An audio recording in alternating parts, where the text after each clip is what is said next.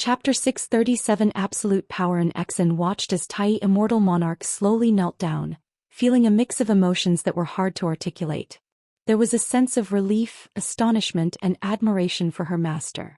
At the same time, it was mostly the absurdity brought about by the collapse of the image of the immortal gods. Is this the immortal gods? Is this what represents the heavenly Tao, the existence that all living beings relentlessly pursue throughout their lives? When Tai Immortal Monarch's knees finally hit the ground, the pride of the immortal gods was completely torn apart. He lost his previous aura of divinity. Despite his eyes being covered as he lowered his head, he emanated an air of decay and weakness from the inside out. The gazes of the 72 immortals of Golden Cave also became entirely dim. They dared not, nor could they continue to curse Guan. Tai Immortal Monarch was not only their lord but also their pride. The fact that he knelt down without any power to resist was something they could not accept. Just at this moment, the shattered universe within the light screen began to change, countless space fragments reversing towards the incoming direction.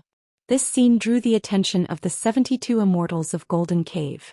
Under their gaze, the celestial spirit Great World was quickly restored to its original state, leaving them in awe.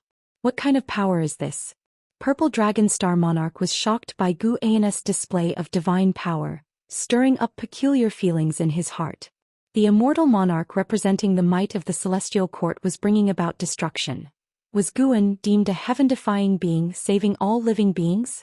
They watched as Guan raised his hand and Tai Immortal Monarch shrank following his gesture, landing in the palm of his hand.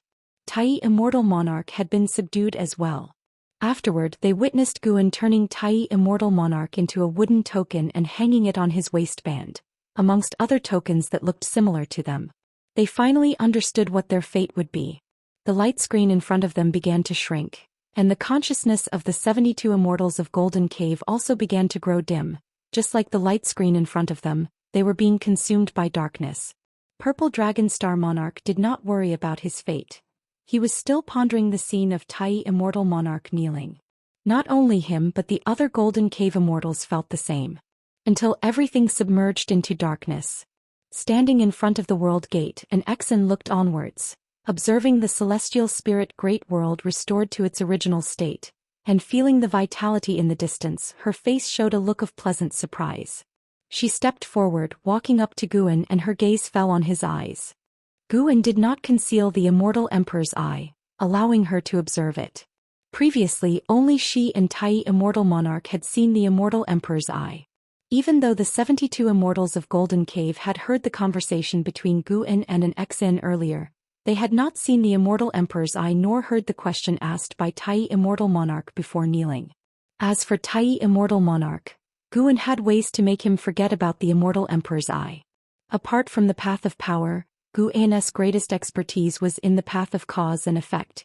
Erasing memories using the way of cause and effect was no difficult task. Master, that was not an illusion just now, was it? I saw him destroy the Great Thousand World. An Exen asked, suppressing her excitement. Guan revealed a smile, saying, what you felt was all real. Can your immortal emperor's eye restore everything? Or does it reverse time? An Exen used a respectful form of you, reflecting her emotions. Usually she would not be impolite, but due to their familiarity she would not address Guan so formally. This is also why the other disciples clearly sensed her favored status. Guan did not conceal anything and replied, my immortal emperor's eye can make what has vanished reappear and turn the existent into nothingness. He was also not afraid that an Exen would later reveal the mysteries of his immortal emperor's eye. His reliance was never on the immortal emperor's eye. He simply preferred to use it at the current stage. Moreover, he could enhance his immortal emperor's eye through the evolution of his lifespan. The immortal emperor's eye had already been integrated into his attribute panel. As long as he could see the entries, he could enhance it endlessly. And Xin's eyes widened with amazement as she exclaimed, that sounds so domineering. Isn't this absolute power over life and death? Her own immortal emperor's eye had infinite uses, capable of devouring power and also borrowing the power from the past and future, but essentially, it relied entirely on borrowing. Compared to her master's immortal emperor's eye divine power, it seemed fancy but was not as impressive. Master, compared to your immortal emperor's eye, mine is too weak. After the excitement, an Exan felt somewhat dejected, thinking she had disgraced the immortal emperor's eye. Guan raised his hand and rubbed her head, smiling. How powerful the immortal emperor's eye is depends on your cultivation level. One day, you will surpass the strength of the immortal emperor's eye I displayed just now. An Exan was comforted, thinking to herself that her master was truly confident, believing that he could still become stronger. If her master stood so high and was still actively getting stronger, how could she wallow in self-pity? Guan, hearing her inner thoughts, was pleased. Indeed, she was the disciple he valued the most, always pondering her master's words. Sir the Oval Fire. At website on Google to access chapters of novels early and in the highest quality. Guan turned around and with a sweep of his right hand along his belt, the wooden plaque transformed by Tai Immortal Monarch emitted a sphere of light that quickly flew into the depths of the cosmos. What is that? An Exan asked curiously. Guan replied, immortal gods cannot be completely annihilated but only suppressed. However, I can make him suffer through the torment of reincarnation, to let him experience the feeling of reversed status. From the moment Tai Immortal Monarch destroyed the celestial spirit Great World, Guan dismissed the possibility that Tai Immortal Monarch would treat Tianhao well. Destroying the celestial spirit Great World might be a way to leave a backhand, to attract the attention of the celestial court, but there is also the possibility of erasing cause and effect, preventing other entities from tracking down where Tianhao went. One may act differently based on different standpoints, but Tai Immortal Monarch had no justifiable reason to destroy the celestial spirit Great World, yet he did it anyway, which displeased Guan. Although the profound star Immortal Monarch presented a facade of righteousness, the followers of the golden extreme god sent by the profound star Immortal Monarch indeed have spread opportunities widely in the human world. As for arranging for the innate human race to cause disasters, this has similarities with the tribulations of heaven and earth. Guan, though not pleased, could not entirely deny it. Why can't immortal gods be eradicated? An Exan asked, perplexed, her tone filled with indignation. Why should such entities be able to become immortal gods? Guan laughed and said, there are not so many whys. There must be a force stronger than us supporting them. Become stronger and you can change the things you cannot currently change. An Exan smiled and nodded vigorously. Afterward, Guan led her toward the celestial spirit Great World. There should be a long period of peace coming next. Guan was contemplating whether he should enhance his Daoist techniques to increase his combat strength before attempting to cross the tribulation during his next breakthrough. He had already reached the second great realm of the Dao fruit realm. Based on the previous realms, the next one would be the final layer of the Dao fruit, which will undoubtedly be difficult to break through. While thinking, Guan responded to Enzin's many curiosities about the previous battle. Although the battle had astonished an Exan, she completely failed to understand it. She did not know how Tai Immortal Monarch shattered the celestial spirit Great World, nor how Guan pressured Tai Immortal Monarch into kneeling. What she was most curious about was Guan's divine power that turned people into little wooden plaques. That was not a simple transformation in the typical sense. She probed with her divine sense and found that those wooden plaques seemed to be made of common wood, showing no trace of anything unusual within. Source: web novel. Com updated on Novlove. Com if you find any errors, ads pop up, ads redirect, broken links, non-standard content, etc. Please let us know report so we can fix it as soon as possible. Chapter 638. The struggle of the celestial army within the vastness of the world. An endless army of silver-armored celestial soldiers is besieging a terrifying figure far larger than any mountain in the human world. This figure, resembling a demon turtle, is coiled in a terrifying demonic chi, with more than 10 flood dragons rampaging within it, and upon closer inspection, it becomes clear that these flood dragons are the turtle's tails. The demon turtle is so colossal that the figures besieging it appear as tiny as dust. A mere twitch from it could cause a catastrophic tremor shaking the heavens and the earth. In the distance, Zhang Buku, clad in silver armor, stands shoulder to shoulder with Su Yu, who is also wearing silver armor but looking somewhat awkward compared to Zhang Buku's dignified bearing. Zhang Buku looks toward the distant battle with a face full of fear and shock. Among the silver-armored celestial soldiers participating in battle, none have a cultivation level lower than theirs. Their numbers exceed 10 million, hailing from different worlds of the Great Thousand World. Yet the gathering of so many powerful warriors fails to make an impact on the demon turtle. This is a chaos evil demon. Such demons may not be the strongest, but it is said that the chaos harbors countless ones like it. If we can subdue this one, our celestial army might have a chance to be established. Siyu spoke with a tone full of emotion.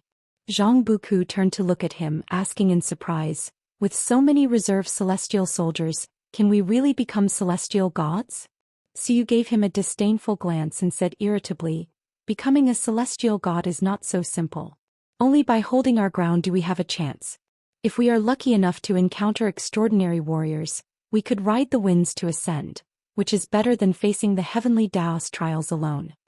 After hearing this, Zhang Buku once again shifted his gaze towards the distant chaos evil demon. Taking a deep breath, he leaped and joined the battle, with Suyu not lingering and following closely behind. As far as the eye can see, figures from all directions are still relentlessly charging toward the chaos evil demon, and there are always those who fall, with the vast earth strewn with blood and dismembered limbs. All those participating in this battle are either the top talents or the most powerful from various worlds. Yet, in the presence of the chaos evil demon, they seem as insignificant as insects, their spells and divine skills not even capable of dispersing the demonic chi surrounding it. At the same time, atop layers of clouds, a formidable figure overlooks it all, donned in the oppressive silver armor of the celestial court. Behind him stand two immortal gods in robes, looking down indifferently at the battle below. As immortal gods, they have witnessed countless such battles and they do not sympathize with the fallen, for anyone who has come here has done so with resolution, and even in death they harbor no regrets. The celestial calming god slowly said, this batch of the celestial army doesn't have many with great potential. Even if they survive this ordeal, few are likely to achieve greatness.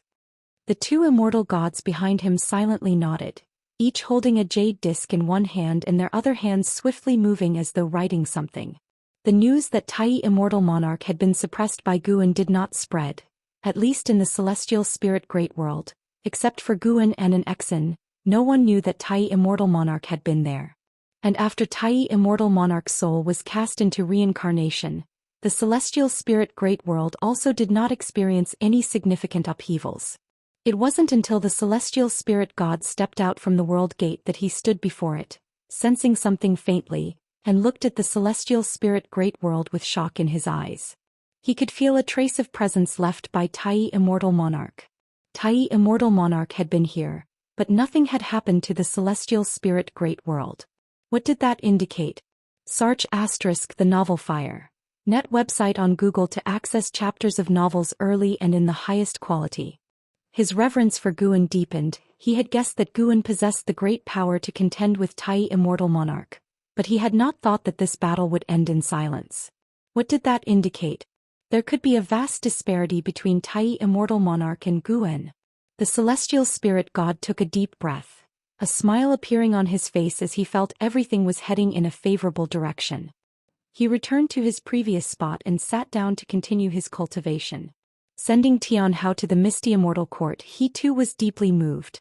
After many years, the Misty Immortal Court remained unfathomable, and his close friend had already surpassed him, filling him with a fighting spirit. To know his talents had been acknowledged by the Celestial Court. Before becoming the Celestial Spirit God, his life was filled with nothing but cheers and praises. As the Celestial Spirit God closed his eyes, the gears of time in the human world began to speed up. A year passes as if a day. In the blink of an eye. Another 10,000 years have passed. The human world has changed beyond recognition and countless living beings have come and gone, yet the faces governing heaven and earth haven't changed much. This year, as spring ended, Guan stood at the mountaintop, facing the wind as he stood upright. An hour earlier he had used the lifespan projection feature hoping to enhance his path of power. To him now, spending 1 trillion years of his lifespan wasn't too painful. After the consumption he still had over 14 trillion years left. As the projection ended, a prompt appeared before his eyes, and he couldn't help but close his eyes to start feeling the insights of the path of power. The spiritual energy between heaven and earth suddenly halted, and the Tao rules began to change, causing the creatures on this land to feel suppressed. This time, Guan didn't pass on his Tao insights within a dojo. Instead, he deliberately chose a continent with a less advanced immortal cultivation atmosphere for the transfer of his insights. As Guan pursued enlightenment, the power of the great Tao began to pour into this mainland. Countless cultivators felt uneasy due to the change in nature's spiritual energy, but before long, they felt an inexplicable sense that made them subconsciously review the cultivation techniques they've mastered. Soon this continent fell into silence as the influence of Guan's pursuit of enlightenment continued to expand, reaching out towards the oceans and other continents. After a long while, Guan's enlightenment came to an end and he opened his eyes, then disappeared from the spot. After his departure, silhouettes streaked across the sky. These people carried the aura of saints, like enlightened ascetics, observing the mountains and rivers along the way as if in search of something. Guan arrived in a city of the human world in one step. It was a mortal city with only a few cultivators who kept their cultivation levels hidden, unknown to others. He entered a bookshop and started to peruse the collection. His thoughts drifted to Zhang Buku of the Tai's Great World. Zhang Buku had suddenly disappeared for a few thousand years, and even Guan could not divine his karma. Guan speculated it was related to the Celestial Court. Fortunately, Zhang Buku later returned unharmed to the Tai's Great World, so Guan did not think too much about it. Whenever Zhang Buku and Suyu mentioned the Celestial Court, Guan could not hear nor deduce anything. Perhaps this was why the Celestial Court was so mysterious. Even reaching the Daoyuo Dao fruit realm, one cannot pry into the Celestial Court's karma. Although Zhang Buku had returned, his will was clearly dejected, and Guan hesitated whether to give him some guidance or not. Guan could guess that Zhang Buku might have suffered a setback in the land of the Celestial Court. Most likely he failed in competing for a Celestial Dao Immortal position with other outstanding figures, or lost hope and was hugely hit. On the other hand, Suyu was unaffected and started to frolic in the human world and stopped cultivating after returning to the Tai's Great World. Guan thought about these things, but soon his attention was caught by the books in his hands. When it comes to writing, books by mortals are indeed more delightful to read. Those written by cultivators are too utilitarian and lack the delicacy in expressing human emotions. Dear customer, if you like this Yen Lao Secret Lover, why not buy it? If you purchase the whole set, it'll even include original character illustrations drawn by the author. The bookkeeper approached enthusiastically. Guan closed the book in his hands, put it back on the shelf and turned to leave. Seeing this, the bookkeeper's face showed displeasure. Looking decent enough, but why only look and not spend any money? How stingy. Shopkeeper, take out all the illustrations you mentioned. I'll buy them, said Guan, his voice drifting back, clearing the cloud from the bookkeeper's face and bringing a beaming smile. All right. Dear customer, just give me a moment. Source, web novel. Com updated on Novlove. Com if you find any errors, ads pop up, ads redirect, broken links, non-standard content, etc. Please let us know, report so we can fix it as soon as possible. Chapter 639. The world's #1 determination. The setting sun dipped below the horizon within the Daoist field of the beginningless. Humming a tune, Guan walked along the mountain path, feeling rather pleased and occasionally reaching out to touch the flowers and plants along the way. After half a day of contemplation, he decided not to assist Zhang Buku, but rather to let Zhang Buku solve his own predicaments. His intention was to ensure the preservation of Zhang Buku's life.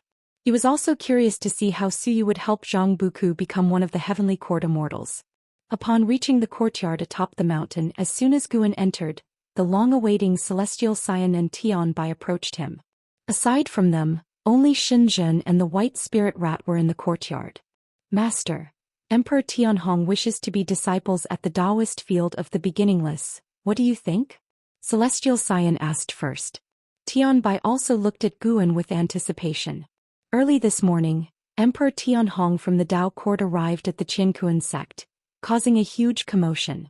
He proclaimed his desire to become a disciple of the beginningless, an announcement that startled the upper echelons of the Qiankuan sect, prompting them to call upon Celestial Xian and Tianbai.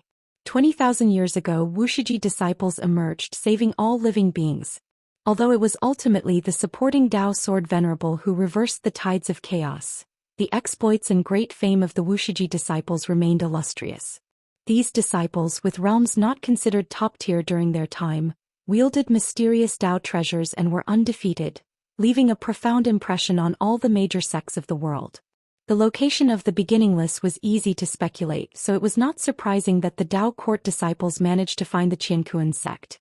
However, Emperor Tianhong, the most illustrious figure post-catastrophe of the innate human race, expressing a desire to join the beginningless, caused a tremor throughout the Qiankuan sect. The Qiankuan sect was itself established with the support of the beginningless, so they held it in good esteem, feeling that if a personage like Emperor Tianhong were to switch his allegiance to the beginningless, it would bode well for them, perhaps even securing him as a connection for their future. Guan replied offhandedly, "Do not accept him, and also inform everyone under the heavens that the beginningless does not recruit disciples. Those fated will join the beginningless naturally." Even if Emperor Tianhong were not a pawn of the Tai immortal monarch, he still would not accept him. He only takes disciples based on a connection of fate. As for talent, it is secondary. The world is vast, brimming with countless geniuses. Though the Blood Prison Great Saint is currently the undisputed top disciple in the dojo, there are many across the world whose talent surpasses his. In this new era, every so often, an extraordinary genius carrying the destiny of heaven and earth is born, and ordinary humans with lifespans reaching the limit of 9,999 years can be found everywhere. On his occasional travels, Guan has encountered such individuals with the ultimate lifespan, merely giving them a second glance without the inclination to take disciples. Master, Emperor Tianhong's fame is unparalleled, and with Tianhao gone, no one in the world can compare to him. If we accept him, it will surely enhance the renown of our beginningless. If you do not wish to teach him personally, you can let us accept him as disciples, Celestial Xian continued, having encountered increasingly more fame and fortune since managing Qiankuan sect on behalf of an exon, which also caused a shift in their thoughts. They wanted the beginningless to be renowned across the world, to become the preeminent Holy Land. They believed that with Guan, the beginningless was incomparable to any Dao court. Circling around them, Guan walked towards his own room while saying, "I do not seek fame. If you wish to chase after vanity, you are free to go out and establish your own sect in the future." Hearing this, Celestial Xian and Tianbai looked at each other. They dared not persuade Guan any further. In front of the artifact refining cauldron, Xinzhen glanced at them and shook her head slightly but said nothing. Even the disciples within the Daoist field of the beginningless were starting to pursue fame and fortune. It seemed the world was likely to become embroiled in conflict once again. Thinking this, Xinzhen, who has long contemplated the path of cause and effect, gained deeper insights into the movement of destiny in the world. The world has been reshaped for nearly 100,000 years.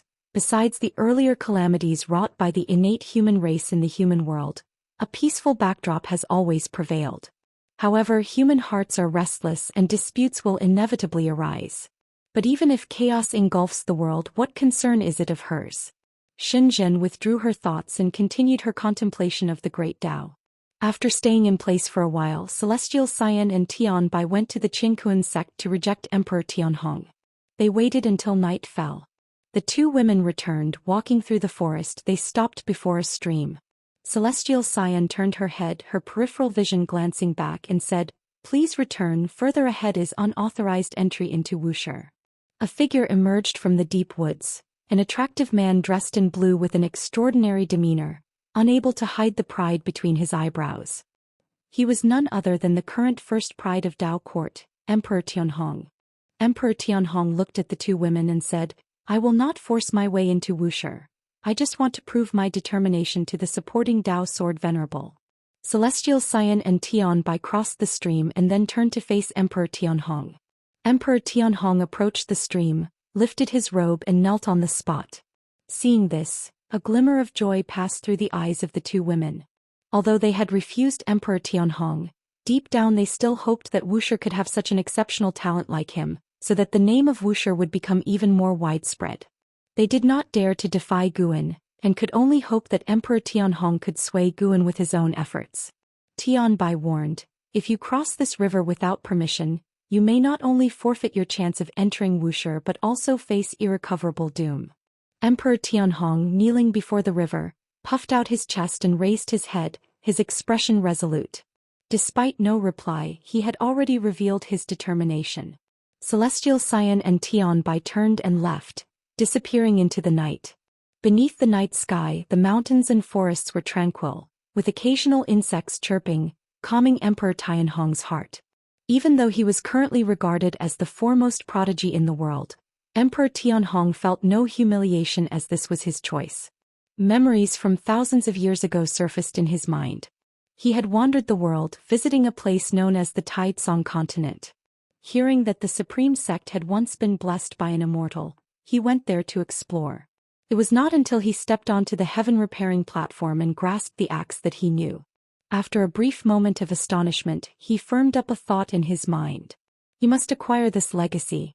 Unable to lift the heaven-splitting axe, he could only pursue the supporting Dao sword venerable. He returned to the Dao court and, using the court's power, eventually discovered that the venerable was hidden within the Nine-Spirit continent. So the novel Fire.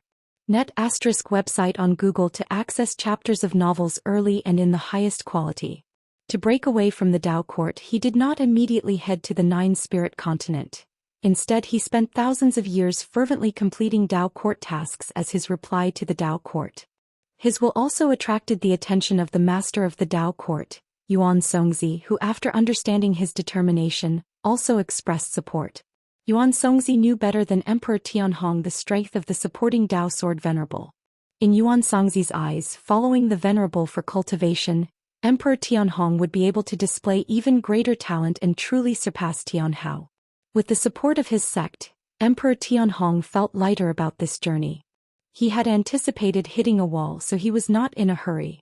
For him now, waiting was blissful, his heart filled with endless anticipation. He was delighted throughout this entire night. Days passed by. Celestial Scion Tian Bai and White Spirit Rat occasionally passed by him, but he remained unmoved, kneeling before the river. After kneeling for 10 years, his state of mind was still without ripples. However, when he had knelt for hundreds of years and still had not seen the supporting Dao sword venerable, a sense of panic finally began to emerge in his heart. He had abandoned everything and came with determination. If he couldn't enter as a disciple under the supporting Dao sword venerable, how would he face the Dao court? How would he establish himself in this world? A myriad of thoughts began to invade Emperor Tianhong's mind, his hands clenching his knees, exerting a slight force.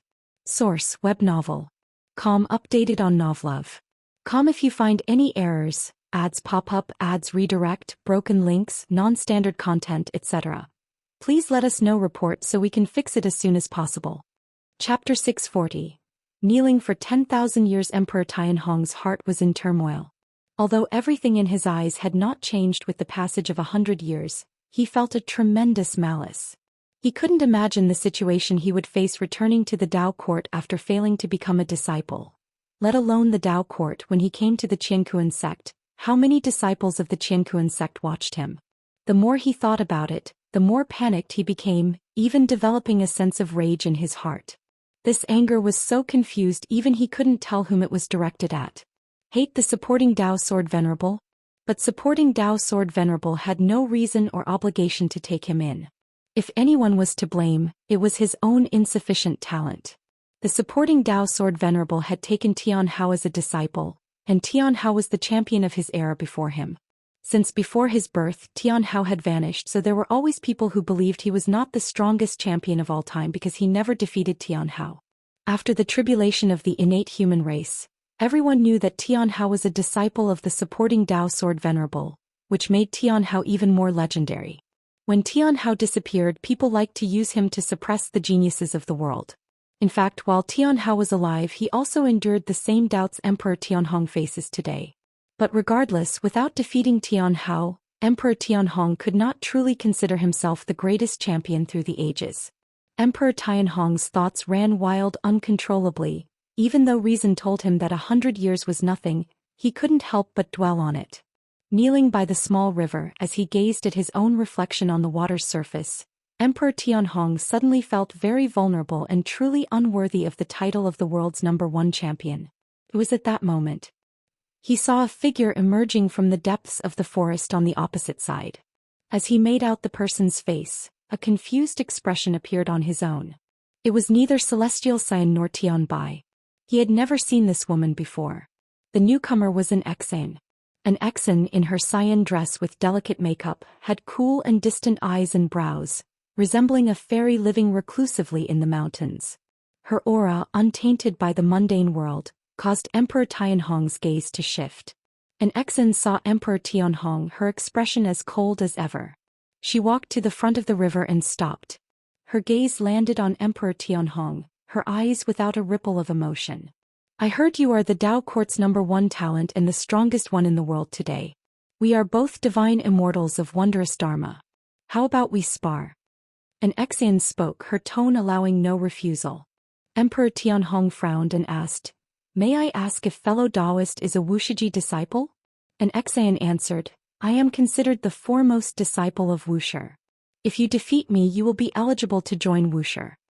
Upon hearing this, Emperor Tianhong's eyes blazed with a fierce light.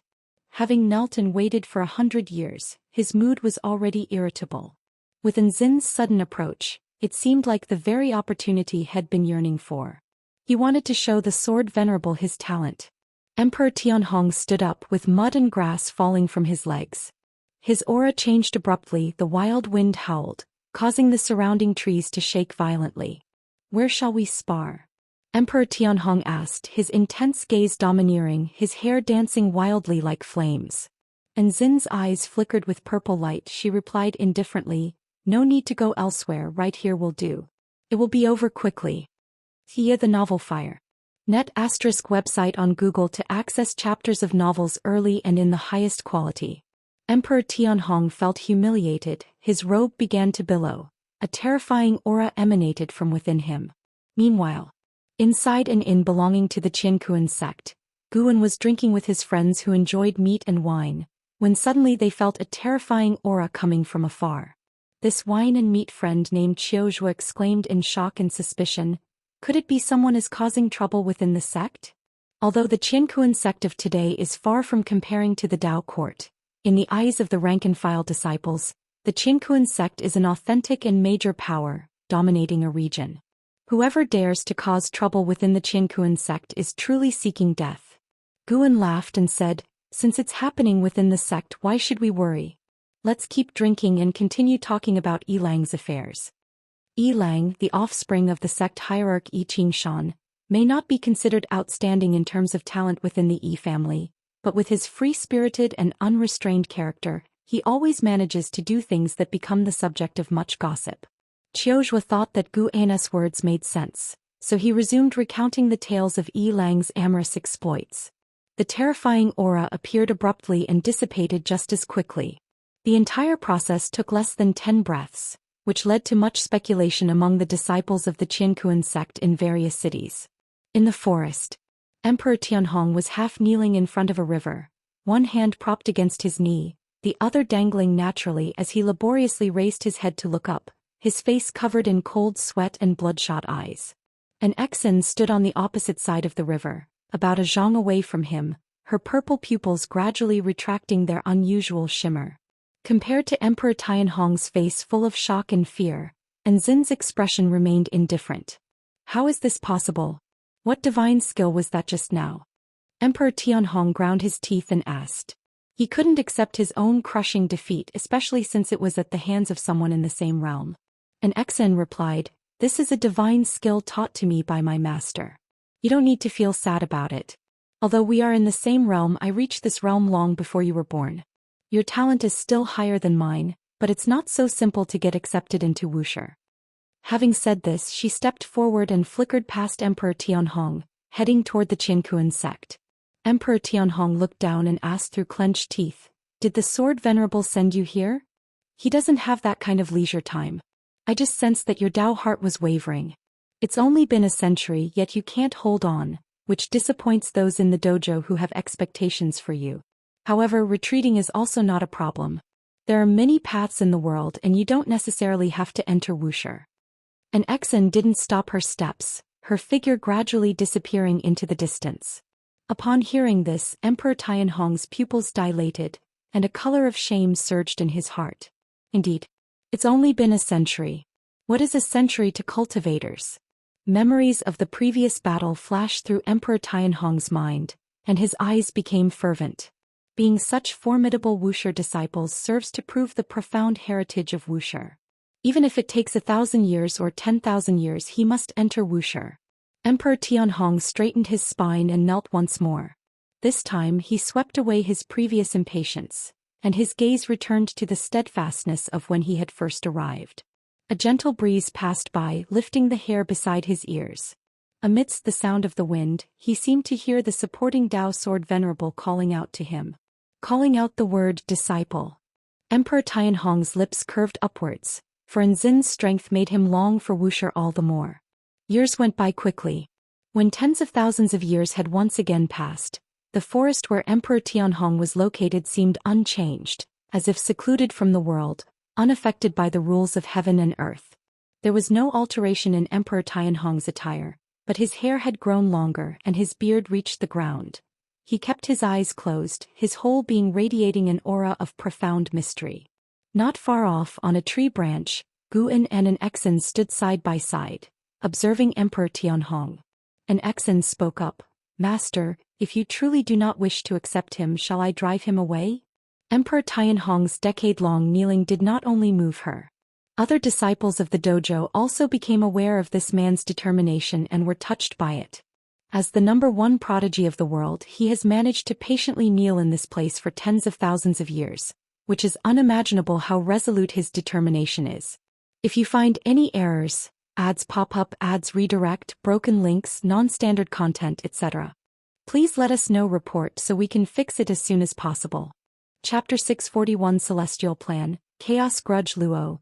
No need, I didn't say I'd definitely not take him as a disciple. Guan looked down at Emperor Tianhong and replied softly.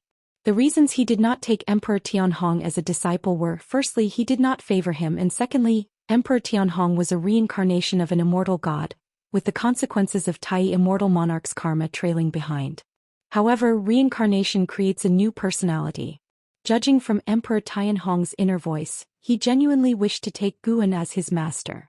The reason why Guan was hesitating was because he wanted to wait until he achieved his own breakthrough before accepting him, using the opportunity to further temper Emperor Tianhong. An Exan remarked with emotion, "If it were Tianhao kneeling, managing to kneel for 100 years would be already quite good." Setting aside talent, she felt that even she herself wouldn't be able to kneel for 10,000 years. Guan's eyes did not show any change as he gazed at Emperor Tianhong, probing into his future. Standing near Emperor Tianhong, he still did not notice the two of them. After kneeling for 10,000 years, Emperor Tianhong had entered a state of self-forgetfulness. He was contemplating the natural laws of heaven and earth, thus forgetting the torment of time. "By the way, Master, how is Tianhao faring these days?" An Exan turned to Guan and asked curiously. She believed her master could see the situation of the misty immortal court. Guan smiled and said, "Mixed blessings, but in any case he won't die." Hearing this, an Exan was completely relieved, and then she began to talk about the affairs of the world. Over the years she occasionally replaced Celestial Xian and Tian Bai in dealings with the Qinkuan sect. After all, she couldn't let the two always be busy. She also needed time to relax. The current world could be said to be in the same state every millennium, with heroes coming forth in great numbers. The ruling power of the Dao court was weakening, mainly due to the rising number of forces. The Dao court, upholding the Dao, could only watch as other powers grew stronger. With more and more powerful forces emerging, the strife in the world would naturally increase. However, compared to the calamity brought by outer heaven, the conflicts within the world seemed trivial. An Exian talked about a prodigy that had risen in the Dao court in the recent 10,000 years. It was undeniable that the Dao court had a profound foundation. Just as Emperor Tianhong had left for 10,000 years, another #1 prodigy emerged, and now people were using Emperor Tianhong to suppress this prodigy. Without initiating a war, it seems that only creating momentum can maintain the Dao court's absolute ruling position, said an Exian in a teasing tone. Guan did not comment on the Dao court. He had a deeper understanding of it than an Exian did, as he often stayed at the Dao court to accompany Xiaolon. Xiaolon had good talent, and with the support from Guan's Dao intent, she had always been one of the top prodigies of the Dao court. However, because she disliked public attention, the title of the #1 prodigy never fell upon her. Recently, the Dao court was preparing to initiate the Celestial Plan, aiming to search for other great thousand worlds. Having no intention to suppress the sects within the world, They sought to pursue stronger powers and greater resources. Such ambitions filled most of the upper echelons with pride, feeling that they possessed a higher vision than the world's sects, embodying the magnanimity of the world's common lord. Guan thought the Dao court's idea was quite good, and he was ready to ask the celestial spirit god to help facilitate it. Born in the celestial spirit great world, he also wanted to see different developments from the past emerge there. If every era was headed towards destruction, then Gu An's effort in saving all living beings would lose its purpose. His decision was not to let the Dao court grow unbridled, but he felt that cultivators should always climb higher and chase after the great Dao. The existence of the World Gate seemed more like a restraint on the development of cultivators. No matter how one looked at it, the World Gate did not seem like a natural phenomenon. At this moment, Guan was considering whether or not to allow the disciples of his dojo to venture out. He had his disciples in seclusion all year round in order to accumulate their strength, not to limit their freedom. His greatest concern was Qin Chuan. When Xiao Chuan was first reincarnated as Qin Chuan, he encountered a mysterious karmic force that cursed him, nearly causing the death of his parents. When the innate human race caused trouble, Qin Chuan went out for experiences and did not suffer from the curse again, which is why Guan considered letting him go out as well. After much deliberation, Guan decided to leave the choice to Qin Chuan. "Let's go for a walk outside." Having said this, Guan jumped down, followed closely by an Exan. They passed by Emperor Tianhong, with Guan even giving his shoulder a light pat. Emperor Tianhong seemed to sense something, opened his eyes but saw nothing. He thought it was just a breeze. Perhaps it was because he had knelt for such a long time that he didn't rush to enter Wuxia. He felt that his current state was conducive to enlightenment. The path of power, strange, how did I come to comprehend such a forceful great Tao? Emperor Tianhong muttered to himself, not thinking it was because his talent was too strong. He had never felt like this in the Dao court before. He had a realization in his heart. Even though the supporting Dao Sword Venerable had not shown himself, with an Exan probing him, it was impossible for the Sword Venerable to not be aware of him. Perhaps his current insights were a gift from the supporting Dao Sword Venerable. Emperor Tianhong was not surprised, for even without such a gift he would persist. The greatest benefit of kneeling for 10,000 years was that he had shed the pressure brought on by being called the foremost of the proud celestials. Vain titles are but passing clouds. He is Emperor Tianhong. He wanted to find the true meaning of his existence. Above the boundless sea of clouds, an enormous golden furnace floated. On its surface were engraved various divine beast patterns and majestic mountains and rivers, and crowning it were some towering peaks, exuding a grand presence. The yellow-robed Daoist who had played Go with Tai Immortal Monarch earlier, stood at the edge of a cliff, looking down at the world inside the furnace. The furnace interior was a world unto itself with mountains and rivers, and even fierce beasts fighting. The robust Dao spiritual chi would rush up like the wind from time to time. The yellow-robed Daoist furrowed his brows, deep in thought. Right at that moment, a golden ring of light appeared beside him, quickly expanding, and a figure stepped out from within. The newcomer was the celestial calming god. The leader of the celestial army, whom Zhang Buku and Siyu had pledged allegiance to, was the celestial calming god.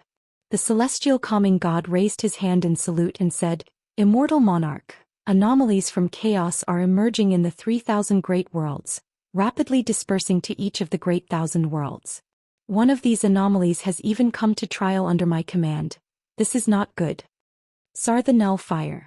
NT website on Google to access chapters of novels early and in the highest quality.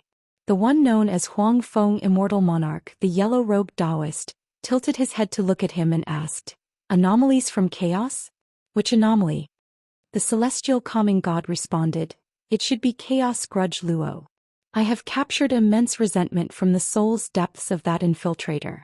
If left unchecked and allowed to spread rapidly, it will become a great calamity." Grudge Luo. The eyes of Huang Feng Immortal Monarch flickered, sinking into contemplation. The celestial calming god stopped speaking, waiting for Huang Feng Immortal Monarch's command. After a long while, Huang Feng Immortal Monarch spoke, "Do not act rashly for now. Perhaps Grudge Luo's existence is linked to bigger karma and causality." The celestial calming god frowned, hesitated for a moment and said, "If left unchecked, many living beings will die. If we don't eradicate the roots of this disaster along with it, even more living beings will die. The words of Huang Feng, Immortal Monarch, caused the celestial calming god's frown to deepen. He gave Huang Feng, Immortal Monarch, a long look, no longer objecting. Huang Feng, Immortal Monarch, still stared into the world within the golden furnace and said, "Since you're here, take this trip for me. Go to Profound Star, Immortal Monarch, and deliver this item to him." With that, he lifted his right hand, and a piece of Jinyu enveloped by billowing purple qi appeared in his palm, swiftly flying towards the celestial calming god. If you find any errors, ads pop up, ads redirect, broken links, non-standard content, etc., please let us know. Report so we can fix it as soon as possible. Chapter 642, True Immortal's Appearance. In the blink of an eye, 1,000 years have passed. In the Dao court within Xiaolan's grotto heaven, Guan and Xiaolan were sitting in a small pavilion drinking and chatting. Xiaolan was talking about the celestial plan she had just learned about, and she wanted to venture into the outer heaven. Guan listened attentively, but his thoughts were on his own lifespan. His lifespan had accumulated to over 2 trillion years, and currently he gains about 50 million years annually, even without expanding Medicine Valley. "Brother Gu, do you think I should join the celestial plan?" Xiaolan asked hesitantly. She wanted to join to experience a broader world and have the chance for greater opportunities, but she couldn't take Guan with her and didn't know how many years it would take before she could return. Guan smiled and said, "If you want to go, then go. If you're worried about me, there's no need. Just think about it, you often seclude yourself for cultivation and I still live well. I have many friends in the Dao court, I am not alone. Go ahead and venture, I will wait for you here to return." Upon hearing this, Xiaolan's face lit up with a smile, as Brother Gu was always so supportive of her. Thinking about it, Guan managed to stay in the Dao court for tens of thousands of years without any issue, which proves his capability in handling affairs. She didn't have such a big influence in the Dao court. Even peerless prodigies and great figures occasionally find themselves in trouble. Xiaolan continued, "My master also wants me to advance, to strive for the top treatment as the first prodigy in the Dao court." After Emperor Tianhong left, although the Dao court promoted another unparalleled prodigy, there's a clear gap compared to Emperor Tianhong. "My master said I have a chance to take the title of the top prodigy, and she will mobilize all her connections to build momentum for me." Guan listened carefully. Where there are people, there are rivalries like those of the martial world, especially in a major power like the Dao court, where the internal power struggles are extremely fierce. Behind each prized prodigy, there are numerous cultivators striving to support them. The number of cultivators in the Dao court is countless. Many are unknown geniuses or powerhouses. The reason for their obscurity is due to lack of promotion. Talking about Emperor Tianhong, Xiaolan sighed, "I have seen Emperor Tianhong, he truly had an imposing presence, making one feel at first sight that he could make a name for himself in the world. The Dao court also treated him very well, giving him the best resources. Yet he chose to go an apprentice under the supporting Dao Sword Venerable. I heard that the supporting Dao Sword Venerable has repeatedly saved the world, truly a true immortal of the human world, but how can Wuxia compare to the Dao court?" Guan laughed. Maybe what he's pursuing is a stronger Daoist technique. Cultivation lies in the individual. Although the Wuxi's disciples are famous for a while, their cultivation level is not far superior to the contemporary talents.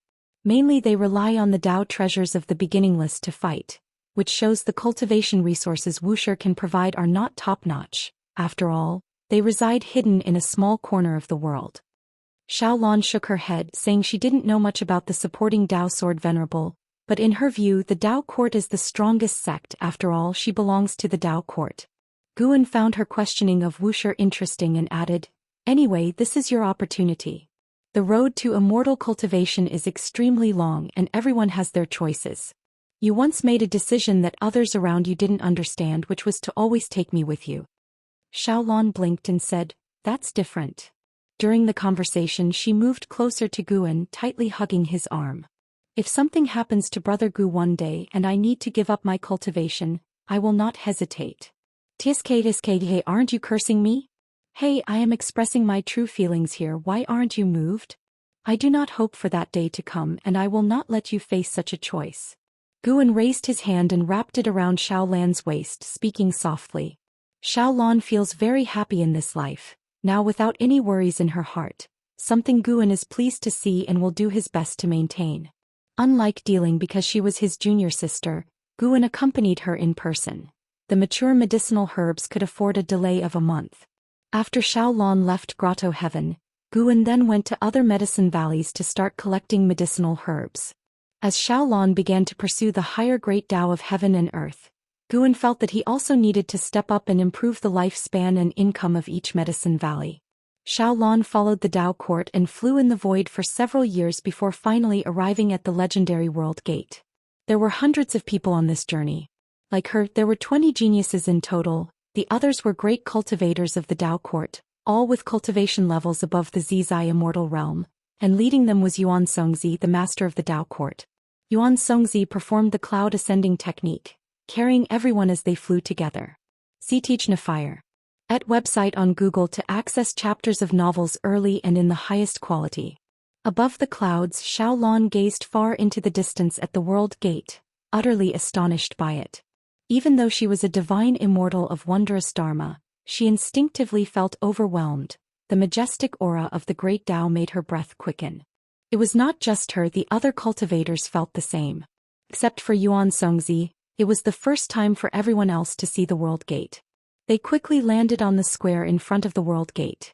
Yuan Songzi walked briskly forward and bowed to the celestial spirit god in front of him. Everyone's gaze fell on the celestial spirit god who was shrouded in the celestial Tao immortal light, rendering his true appearance inscrutable. Is this the true form of an immortal god? Xiaolon marveled inwardly, feeling somewhat regretful. Such a majestic celestial gate, such formidable immortal gods, and Brother Gu could not see it. Truly a great regret in life. In the human world, 99% of cultivators spend their entire lives unable to witness the form of an immortal. The celestial spirit god did not speak, but the world gate behind him began to tremble, and strong light from the heavenly Tao burst forth. Everyone pass by the celestial god in turn and pay respects. Follow me through the gate. Yuan Songzi spoke as he turned back, then walked towards the intense light inside the world gate. The others followed closely, each person's presence affecting the celestial spirit god as they approached. When it was Xiaolan's turn, she also bowed, but whether it was an illusion or not, she felt the celestial spirit god's form seemed to change, but she didn't dare to look closely and quickly moved away. After everyone from the Tao court had vanished into the world gate, the celestial spirit god opened his eyes, the celestial Tao immortal light dispersed, and he murmured with a frown, "Strange, why did that girl make my heart flutter? Could it be?" The celestial spirit god suddenly guessed a possibility, his expression turning peculiar. He raised his eyes to look towards the celestial spirit great world, his gaze landing beside the Qiankuan sect. He couldn't probe Wuxia, but he could see Emperor Tianhong's kneeling figure. He could also sense that Emperor Tianhong was a reincarnation of an immortal god, so he was curious about how Guan would treat Emperor Tianhong. His gaze then shifted to the human world, but unfortunately no matter how he searched he could not find the reincarnated form of Tai Immortal Monarch. And he did not know where Tai Immortal Monarch was suffering. As it happens, this is already the second immortal god to descend and suffer. Will there be more immortal gods reincarnated and suffering in the celestial spirit great world due to offending Guan? If you find any errors, ads pop up, ads redirect, broken links, non-standard content, etc., please let us know report so we can fix it as soon as possible. Chapter 643.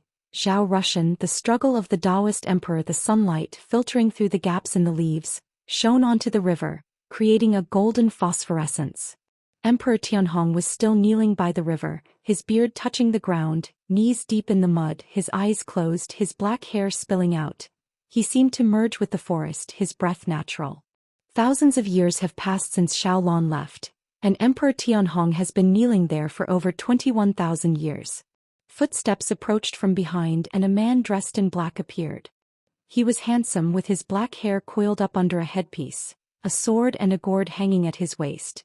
He was like an unsheathed treasure sword, impossible to restrain. The legendary foremost pride of the world, Emperor Tianhong, nurtured by the Tao court to be the Daoist emperor, yet kneeling here unable to rise. It seems the supporting Tao sword venerable holds you in low regard. Do you have any regrets? The man in black stopped, his voice cold as he stared at Emperor Tianhong's back. Without opening his eyes, Emperor Tianhong asked softly, Who are you? His voice was slightly hoarse as if he hadn't spoken in a long time. Zhou Xian, I too am known as the foremost pride of the world, the man in black answered coldly. Emperor Tianhong remained silent. Zhou Xian continued, you might not recognize me, but I have seen you. When I first entered the Dao court with no prominent talents, I saw you returning from slaying demons, and the entire city's disciples shouting your name. You were who I and all disciples aspired to become. Listening to him, Emperor Tianhong still did not utter a sound. You left the Dao court making me who I am today. I received substantial support from the Dao court, becoming the new foremost pride of the world, sweeping through peers of my realm. I fought across the land for 1,000 years without rest. Yet many compare me to you, saying I have not defeated you and do not deserve the title of the foremost in the world. As Zhou Xian spoke, he paused, his gaze sharpening. So, you came to challenge me? Emperor Tianhong asked, still not rising, clearly unworried about Zhou Xian launching a surprise attack. Actually, in my heart I also feel inferior to you, Zhou Xian stated calmly, taking a step forward as he continued. Now I too follow the path of pursuing the Daoist emperor, which is the legacy left by the Ting master before his departure. He said both you and I are qualified to achieve the Daoist emperor, to lead the Dao court to unprecedented heights. Come back, since Wuxia looks down on you, why endure humiliation here? Do you know your deeds have spread across the world and everyone knows the unparalleled pride cultivated by the Dao court kneels in front of Wuxia sect? Do you realize how much criticism the court has faced? Gradually, Emperor Tianhong opened his eyes, his gaze still full of vitality, unaffected by the passage of time. I am no longer a disciple of the Dao court. Please return, Emperor Tianhong replied softly. He looked across the river, his gaze shifting left and right as if searching for something. Zhou Xian furrowed his brows, his right hand resting on the sword scabbard at his waist. Junior, this is not a place for you to act recklessly. A clear, cold voice came from ahead, startling Zhou Xian to look up, only to see two figures walking out from the depths of the forest across the river. It was an Xian and Qin Chuan. Seeing an Xian, Emperor Tianhong's gaze turned somewhat complicated. He couldn't forget that crushing defeat. He still thinks about what exactly those eyes looked like. Qin Chuan followed by Nzin's side, eyeing Zhou Xian with curiosity, filled with an unsettling feeling from the sword qi he sensed on Zhou Xian. Zhou Xian, looking at an Xian, similarly felt shocked. An Xian gave him an unfathomably profound feeling, particularly when meeting Nzin's gaze, which made him tremble with fear, a feeling he had never experienced even when facing beings above the Zhai immortal realm. Not to be provoked. This was Zhou Xian's immediate feeling. May I ask for the senior's name? Zhou Xian raised his hand in salute, asking courteously. An Xian answered calmly, Wuxia and Xian, please leave.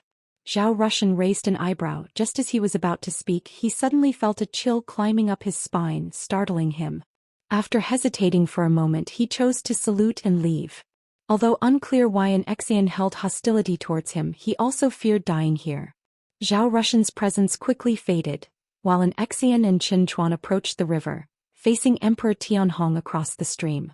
Emperor Tianhong looked at an Xian, still not speaking, his gaze remaining calm. An Xian spoke, he wants to kill you. Is that so? Emperor Tianhong asked in surprise, thinking that Zhou Xian seemed more like trying to provoke him into returning through reverse psychology. An Xian continued, and he can do it. Upon hearing this, Emperor Tianhong's brows immediately furrowed. He could feel that Zhou Xian had reached the divine immortal of wondrous Dharma and had caught up with him in cultivation realm, but this was also because he had been kneeling for 20,000 years. Even at the same realm, he didn't believe he would lose to anyone other than an Xian. Qin Chuan was also surprised, not expecting Zhou Xian to be so formidable. An Xian looked at Qin Chuan and said, You go ahead first. Qin Chuan nodded, then disappeared into thin air from where he stood. Emperor Tianhong wasn't very curious about Qin Chuan. He sensed that an Xian had something to say to him, which made ripples arose in his heart. An Xian stared at Emperor Tianhong and said, That person will be your nemesis. Both of you will become Daoist emperors and will stir a world-shaking conflict in the human world. Didn't you just say he could kill me? If I weren't here, wouldn't I already be dead by his hands? How could I become his nemesis? Emperor Tianhong curiously asked. You will die, but you will rise again in reincarnation and contend with him lifetime after lifetime. An Exan spoke in a very calm tone, as if mentioning a trivial matter, leaving Emperor Tianhong silent. He couldn't help but ask, "Can you see my fate?" "Not me." And Zin's answer caused Emperor Tianhong's expression to change for the first time, stirring his long calm heart. "Sword Venerable," an Exan continued, "keep kneeling for now.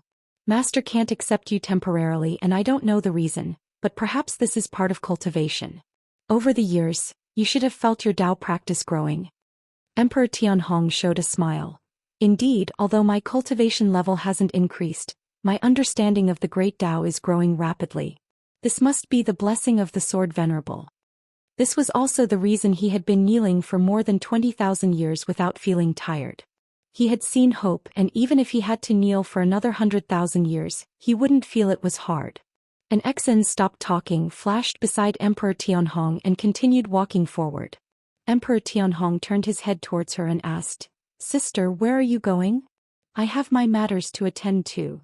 An Exan casually replied, a slight smile curving upon her lips, feeling that Emperor Tianhong was very perceptive. Emperor Tianhong pressed further. "Will Zhou Xian bring good or bad results to the Dao court? Destiny is always changing. Knowing the future in advance would only become an obstacle for you." Before the words were even fully said, an Exan had already disappeared into the depths of the forest. Emperor Tianhong turned back, looking at the river surface, deep in thought. Daoist Emperor, huh? He had heard from Yuan Songzi before that the prodigies of the 3,000 great worlds were all chasing after becoming Daoist emperors, but the celestial spirit great world temporarily had no opportunity to achieve that status. Yuan Songzi had told him to prepare well. According to what an Exan revealed about the future, becoming a Daoist emperor seems to be the crux of future world conflicts. This implies Yuan Songzi will succeed. To become a Daoist emperor, it's necessary to open the pathway to the path of the great Dao for the celestial spirit great world. Emperor Tianhong took a deep breath, clearing his distractions. Just how formidable a Daoist emperor is he wasn't sure, but the path of power he was currently comprehending was truly strong. Even though his cultivation level had not increased, he could feel his mana undergoing transformation, becoming several times stronger compared to before he knelt. Would such a him also be killed by Zhou Xian? Emperor Tianhong noted Zhou Xian's name, looking forward to their future confrontation. Sir, the novel Fire. Net website on Google to access chapters of novels early and in the highest quality. If you find any errors, ads pop up, ads redirect, broken links, non-standard content, etc., please let us know. Report so we can fix it as soon as possible. Chapter 644. Bizarre invasion for Zhou Xian. Seeking an audience with Emperor Tianhong is a trivial matter. Ever since Zhou Xian's descent into the world, Emperor Tianhong's destiny has changed. Although Emperor Tianhong will ultimately defeat Zhou Xian, he will face numerous hardships and will need many lifetimes to accomplish this victory.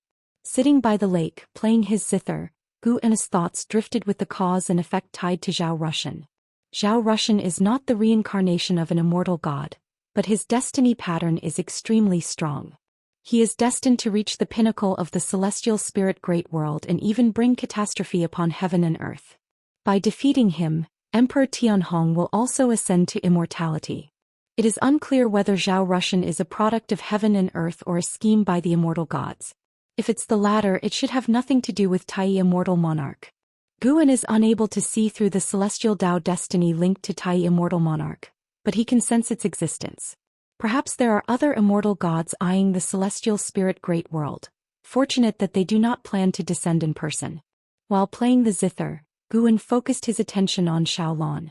The Dao court with its disciples has been on the path of the great Dao for 10,000 years. This journey, fraught with countless hardships, has reduced their number to less than a third of the original. If not for Gu An's repeated interventions, they would have perished within the first 100 years of setting foot on the path of the great Dao.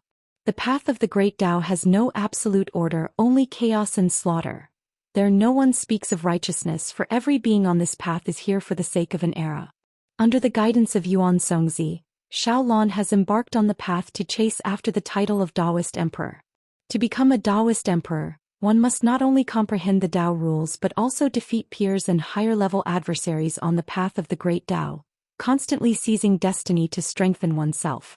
Each Daoist emperor has reached the summit through a series of life and death battles, and this is why Daoist emperors can sweep through all beings at every realm level. With her innate talents, combined with being enveloped in Gu An's Dao intent over the years, Xiaolan is very familiar with the Dao rules.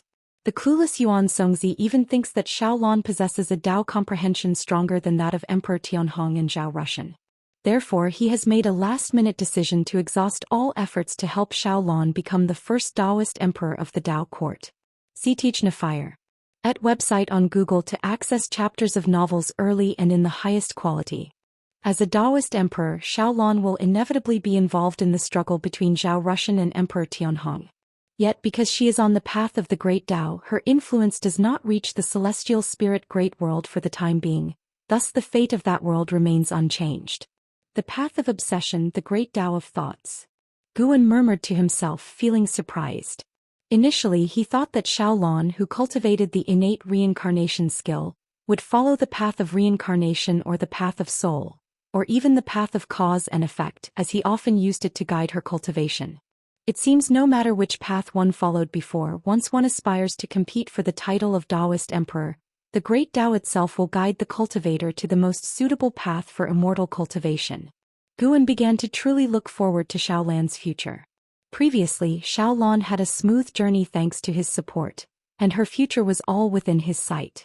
But now Xiaolan has boundless possibilities, even the potential to surpass his control. For those close to him, Guan naturally hopes they will get better and better. If they can live their own brilliance, that would be even more ideal. With these thoughts, Guan's mood became even more brisk, and the music he played turned more ethereal, like the high mountains and flowing rivers before him, bringing peace to one's heart. Guan learned to play the zither from Xinjiang, not that he had high hopes. In the long years he always tried different things when bored. The sound of the zither was melodious, echoing through the mountains as the breeze blew, day turned to night and the constellations shifted. Another 5,000 years passed by. In these 5,000 years, aside from Qin Chuan and Xingtian and Zhou Xian, also left the dojo to make their own way in the world. Qin Chuan founded the sword sect and its momentum was fierce. And Xingtian went back to support the Yin family. Although his destiny with the Yin family had been severed, he chose a disciple from the family to instruct. Zhou Xian wandered the world, challenging the unparalleled geniuses of various sections. As long as his opponent was not beyond his great realm, he would not use Dao treasures, relying on his true abilities to continuously defeat formidable talents. His fame grew rapidly and 5,000 years later he was already among the top talents in the world. However, in the world today the one with the most fame was still Zhou Xian, who had mastered the Dao court's supreme divine skill for combat with inscrutable techniques. In this new year, Emperor Tianhong was still kneeling in the forest at the edge of Wuxia. Guan went early in the morning to pick mature medicinal herbs, and continued until evening, when he arrived at an island belonging to the Gathering Flower sect. Jiang Qiong had prepared wine and dishes in advance, waiting for his arrival. Jiang Qiong was now a carefree primordial immortal, and although not as formidable as a Wuxiji disciple, she did not stay by Guan's side all year round. Her cultivation level was already the strongest in this sea area. Not only the strongest, but she was also seen as a legend in the hearts of many disciples of the Gathering Flower sect, with rumors of her true capabilities. Although Jiang Qiong was not the sect master, she still strategized and made important decisions for the Gathering Flower sect from behind the scenes. Recently Zhou Xian's fame has grown quite large, spreading across the 72 seas. Even our sect's disciples are discussing what kind of a sect Wuxia really is. In the pavilion halfway up the mountain, Jiang Qiong poured wine for Guan while saying with a laugh. Beside them was a waterfall, the falling water striking the cliff and raising a misty spray, paired with the lush green flora, creating beauty and a sense of atmosphere. Guan laughed and said, "Wuxia is not any sect and I don't usually manage them that much." Jiang Qiong continued to serve dishes to Guan and curiously asked, "You've been in this world for 130,000 years. What exactly are you pursuing, or to be more precise, who are you avoiding?" Like others, Jiang Qiong also felt that Guan had the capability to turn the world upside down before he even met her. She believed he was just putting on a show. What she did not know was that Guan was actually younger than she was. Guan did not specifically clarify this, as admitting the truth would hardly be believed by anyone, and may even plant the seeds of potential trouble. Pursuing? I am hoping for my current lifestyle to continue for a very long time, until I become tired of it. Guan said earnestly, then emptied the cup of wine in one gulp. Really? Jiang Qiong looked at Guan as if she was trying to see through him. Guan raised his hand, took out a scroll and handed it to Jiang Qiong, saying, "This is a formation I created. Study it well, and if you can master it, it could protect the Gathering Flower sect for 1,000,000 years without worries." That powerful? Jiang Qiong was pleasantly surprised. She was very interested in formations, as could be seen from the incident at 8 Scenic Cave Heaven. She directly used her divine sense to probe the scroll. Meanwhile, Guan started to talk about the interesting things he had heard recently. Initially she was just humoring him, but later on she was completely engrossed in the content of the scroll. Guan simply shook his head with a wry smile, not too concerned. He looked up at the celestial vault, his gaze turning profound. Recently, a strange power was approaching the celestial spirit great world, which might bring disaster. Following this strange power in his deductions, he discovered that many great thousand worlds had already been contaminated by it, and these worlds had plunged into chaos as a result. Those tinged with this power would become violent and bloodthirsty. If you find any errors, ads pop up, ads redirect, broken links, non-standard content, etc., please let us know. Report so we can fix it as soon as possible. Chapter 645. Gu An's reincarnation. Such a bizarre force sweeping across the vast great thousand world. The celestial court should notice it, right? Guan thought silently, although he didn't know exactly where the celestial court was. As he came into contact with more immortal gods, he always felt that immortal gods were omnipresent, and the power of the celestial court was even more domineering, disregarding the wishes of all beings. As for the mysterious, strange force, Guan didn't pay much attention to it. Even if it spread to the celestial spirit great world, it was just another phase of cultivation for all beings, as long as it didn't endanger him. After a long while, when the food had all gone cold, Jiang Qiong's attention finally shifted away from the array scroll. She looked at Guan and exclaimed, "Is this really an array that humans can create? It's too vast and intricate, and from the described effects, it seems as terrifying as the rules of heaven and earth." She felt if this array were to be leaked, it would certainly cause a bloodbath, and if someone else had given it to her, she would not dare accept it. "It would take many years to master. You should study it on your own first," Guan said softly with a chuckle. What he provided was not just the array itself. The Daoist techniques contained within were enough for Jiang Qiong to comprehend for 1,000,000 years. Jiang Qiong nodded. She stored the scroll in her storage ring. Looking at Guan with eyes full of amazement and deep affection, she sighed. "The things you've given me are becoming harder and harder to repay. To be honest, it's pretty stressful." "Then return it to me?" Guan asked with annoyance. Didn't he know Jiang Qiong well? This woman just wanted to tease him on the pretext. Jiang Qiong laughed playfully. "That won't do, it's already been given." Then she changed the subject and began to talk about the happenings within the Gathering Flower sect. As the person of the highest seniority within the sect, she naturally spoke from the perspective of an elder, leaving Guan feeling like they were chatting about family matters. Guan didn't find it boring. On the contrary, he was very interested, occasionally asking questions. Half an hour later. "By the way, do you still remember Lu Lingjun? She stayed in your 3rd Medicine Valley once. She's an ascender. The Ascension sect she established is doing quite well, having already gained a foothold." When Jiang Qiong brought up Lu Lingjun, her tone became cheerful. At the same time, she was observing Gu An's expression. She remembered an ex-in had mentioned a long time ago that Lu Lingjun wanted to take Guan as her Dao companion. Ever since Gu An's true identity was revealed, Lu Lingjun seemed to have lost contact with Guan, not because he didn't want to see her, but because she didn't dare to see him. Over the years, Jiang Qiong had also dealt with Lu Lingjun, and she felt that there was an inherent pride in her. It seemed this woman couldn't accept that Guan was such a strong being. However, Jiang Qiong suspected that the fact that Lu Lingjun was still alive today, and the Ascension sect had developed so well, was due to Gu An's covert assistance. After she finished talking about Lu Lingjun's situation, she still couldn't see any sign from Gu An's face. Guan seemed completely indifferent to Lu Lingjun. Guan showed a smile and said, "Indeed, talking to you is quite interesting. These things I couldn't see within the beginningless." Seeing that he was uninterested in Lu Lingjun, Jiang Qiong couldn't help but ask, "Do you always cultivate? Don't you get bored?" She could never understand why Guan had left the Supreme Sect. If he disliked the Supreme Sect, he could switch to another sect or city to stay. Why hide in a deserted mountain? She could only think that it was for the sake of cultivation. "My life is far more interesting than you think," Guan said proudly. Jiang Qiong raised her eyebrows, skeptical. Guan laughed and said, "For me, the past 130,000 years have been much slower than the time you have experienced. Take the past 100 years for example. I served as a guard for an emperor in the human world for 60 years, aiding 4 emperors. He was telling the truth. In the recent 10,000 years he liked to experience various identities in the mortal world. Except for when gathering medicinal herbs, he always used his original body to experience them, and in each identity he never used his mana. He too would get injured and grow old. Isn't this another form of reincarnation?"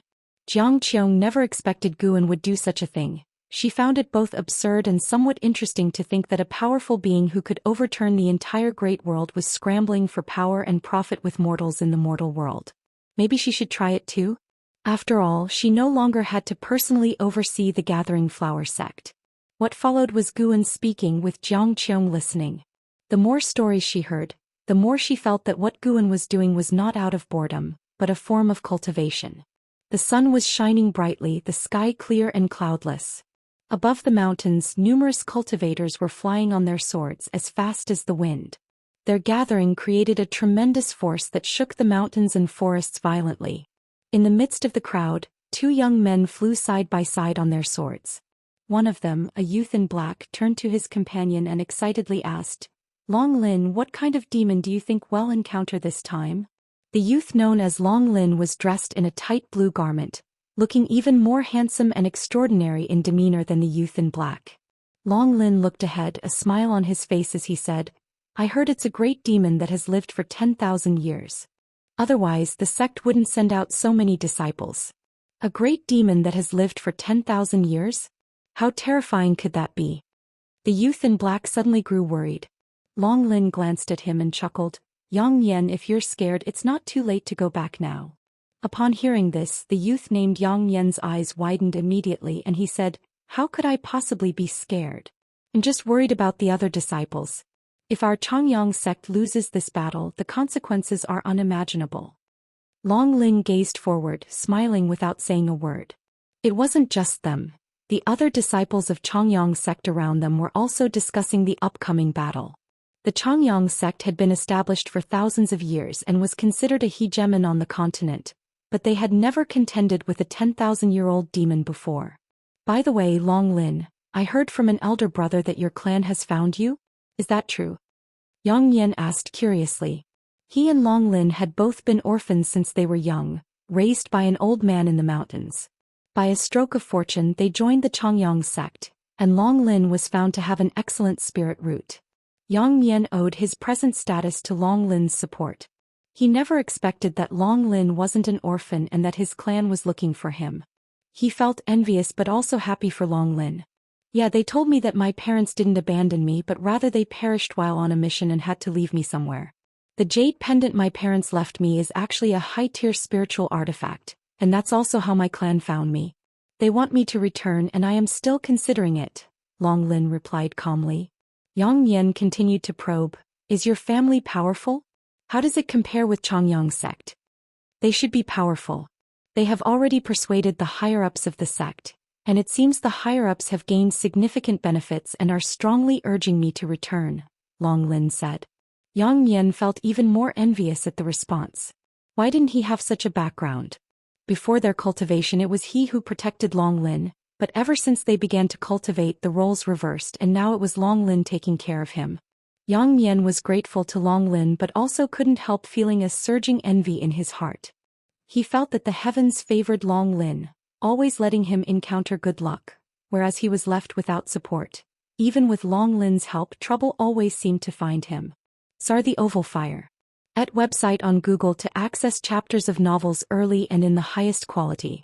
If that's the case, what's there to consider? Yang Yan tried to restrain his jealousy and forced a smile as he asked. "Let's better think about how we're going to fight next," Long Lin said, dodging the question. He hesitated because the Long family does not accept outsiders. Over the years he could sense the changes in Yang Yan's attitude and didn't want to provoke him with this matter. But still, just thinking about the words of that family member, a look of longing couldn't help but appear in Long Lin's eyes. It is said that there are immortals in the Long family, beings who exist beyond the Mahayana realm, transcendental in existence. If you find any errors, ads pop up, ads redirect, broken links, non-standard content, etc., please let us know. Report so we can fix it as soon as possible. Chapter 646. Old acquaintances meet. The mountains overlapped, and the land seemed like dragon ridges pressed together. On one such ridge, Guan stood in front of a cliff, while an Exan was meditating and cultivating nearby. Has it already begun? Guan looked into the distance, thinking this way. It had been 7,000 years since he had given the array scroll to Jiang Qiong. 7,000 years had passed, and that mysterious and eerie force had finally seeped into the Great Thousand World. Its method of infiltration was not through a world gate but directly into the Tao rules of the Great Thousand World. This was an unstoppable invasion method, as its infiltration trajectory couldn't be fully tracked, at least not by the celestial spirit god. On the continent where Guan was, he saw a bloodline member of the Long family. This youth was named Long Lin, whose best friend was invaded by the eerie force, and he would become increasingly jealous and violent in the future, causing many troubles in Long Lin's life. Guan, however, had no intention of intervening. Long Lin was too distant in relation, equivalent to a stranger. If he were to protect every descendant of the Long family, it would be too exhausting, as the bloodline had already surpassed 1 billion in number, though most had changed names. Although the youth named Yang Yan might take a wrong path, he wouldn't pose a threat to Long Lin's life. Even without the invasion of the eerie force, it was not uncommon in the human world for brothers and best friends to destroy each other out of jealousy. Master, another calamity befalls the human world? And Zin's voice rang out, and Guan turned his head, seeing her opening her eyes with tightly furrowed brows. Guan inquired, "What did you see?" "Ia the novel Fire. Net website on Google to access chapters of novels early and in the highest quality. My immortal emperor's eye senses a disturbingly evil force, and my future self also informed me that the human world would face unprecedented tribulations soon, and this disaster will also cover other Great Thousand Worlds." An Exan spoke worriedly. Although her future self was manifested through karmic evolution and might not prove true, it still hinted at major trends in the future. Guan nodded slightly, quite satisfied with Zin's cultivation results. And Zin's immortal emperor's eye not only could devour power to transform it into her own but also borrow strength from her past and future selves. This was somewhat similar to the celestial dragon reincarnation dharma aspect.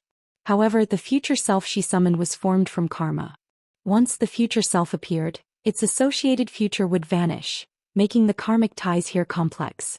But through summoning her future self, she could gain predictions on the future trends of the cosmos. In addition, the immortal emperor's eye inherently possessed a powerful suppressive force. At the scene when she sparred with Tian Hao, she pulled Tian Hao into an illusion realm, forcefully crushing his Tao heart. In the immortal emperor's eye's illusion realm, Tian Hao's senses were misled, perceiving everything encountered inside as real occurrences. The immortal emperor's eye contained immense power, which would aid an Xian to grow stronger. Even if an Xian did not become a Daoist emperor with the immortal emperor's eye, she could still contend with a Daoist emperor. Indeed, the forthcoming calamities will indeed arrive at the various Great Thousand Worlds. However, the scope of this disaster is boundless and will surely attract stronger beings for suppression, so you needn't worry too much, Guan responded. Thinking about the Daoist emperor, his thoughts couldn't help but drift to the path of the Great Tao. More of his old friends began to pursue the Daoist emperor. Ji Xiaoyu, Zhang Buku, Tian Hao, Zhu Xi. The path of the Great Tao was far broader than the Great Thousand World, with countless cultivators striving within. Meeting these few would not be easy. However, Ji Xiaoyu did meet Xiaolon, all thanks to Yuan Songzi's efforts. Yuan Songzi aimed to unite the strengths of the celestial spirit Great World, lending mutual assistance. Guan watched over Ji Xiaoyu and Xiaolon while guiding an Xian in comprehending the Tao better. Whether Zin's attention was diverted or not was unclear, but she soon became absorbed in enlightenment, forgetting the outside world. In the dim cosmic void, an desolate meteor quietly hovered, with a monastery perched upon its surface. In a hall, cultivators of the Dao court were meditating before a gigantic Buddha statue. Xiaolon gazed at the statue, lost in thought. This Buddha is from Ling Mountain. The owner of this monastery was once a devotee of Ling Mountain. In the heart of a Buddhist cultivator, Ling Mountain is the supreme holy land. A voice came interrupting Xiaolan's thoughts. Xiaolon turned her head, quickly getting up to salute. The meticulously dressed and regal Zhou Xian approached her. Now Zhou Xian mostly walked in the identity of the reincarnation Dao Emperor. Her cultivation level might not match Yuan Songzi, but Yuan Songzi treated her with respect, addressing her as fellow Daoist, which garnered significant respect from the Dao court's talents for her. Senior, is Ling Mountain truly formidable? Where is it? Xiaolon asked curiously. Ever since meeting the reincarnation Dao Emperor, the reincarnation Dao Emperor had always clarified her doubts, treating her with much kindness, fostering strong goodwill in her towards the reincarnation Dao Emperor. Zhou Xian turned her gaze back to the great Buddha statue, saying, Ling Mountain is elusive, I've only heard about it, but what can be confirmed is Ling Mountain stands above the Great Thousand World, and the capabilities of Ling Mountain's various Buddhas are beyond our imagination. Indeed, Ling Mountain is formidable. In the Great Thousand World where I originated, there once appeared a disciple from Ling Mountain's Buddhist sect, who single-handedly saved countless beings and suppressed the outer heaven evil demon. Even after his departure, many legends about him persisted in the human world. Yuan Songzi walked over, stroking his beard with a smile, his gaze towards the great Buddha statue filled with nostalgia. Xiaolon was filled with yearning. This monastery, though ownerless, could provide them shelter, and it was built by a mere believer of Ling Mountain. How mighty must the Buddhas of Ling Mountain be? 4 years on the path of the great Tao, Xiaolan's horizons had vastly widened. Yet, wonders she heard continued to leave her in awe. Yuan Songzi turned to Zhou Xian, asking, Have you chosen the next opponent? The forces on the path of the great Tao were more numerous than the stars of the Great Thousand World. Many forces, like the Dao court, came to create a Daoist emperor, so they would establish contacts, setting a time and place for combat resourced by each one's capabilities without forming enmity among the forces. Both Zhou Xian and Xiaolon were competing to become a Daoist emperor, but Zhou Xian had a higher cultivation level, so she led the way with the Dao court currently supporting her, enabling Xiaolon to gain experience more easily. Yes, a prodigy from Xianxia Great World whose cultivation level is very similar to mine, Zhou Xian answered, her tone calm. Yuan Songzi was about to continue questioning when suddenly the entire hall began to tremble. An overwhelming pressure emanated from outside the monastery, startling the meditating cultivators from the Dao court, causing them to stand up, ready themselves tensely. Yuan Songzi frowned, projecting his divine sense towards the Dao void. He saw 2 figures battling deep in the void, colliding like 2 brilliant suns, causing the Dao rules to tremble, and the immense pressure made the meteor they sat upon tremble incessantly. Is that? It seemed Yuan Songzi recognized one of them, his expression turning exceptionally grim. The Dao court cultivators became even more tense. When Yuan Songzi initially confronted immortal gods, he never showed such an expression. Could there be a presence outside more terrifying than the immortal gods?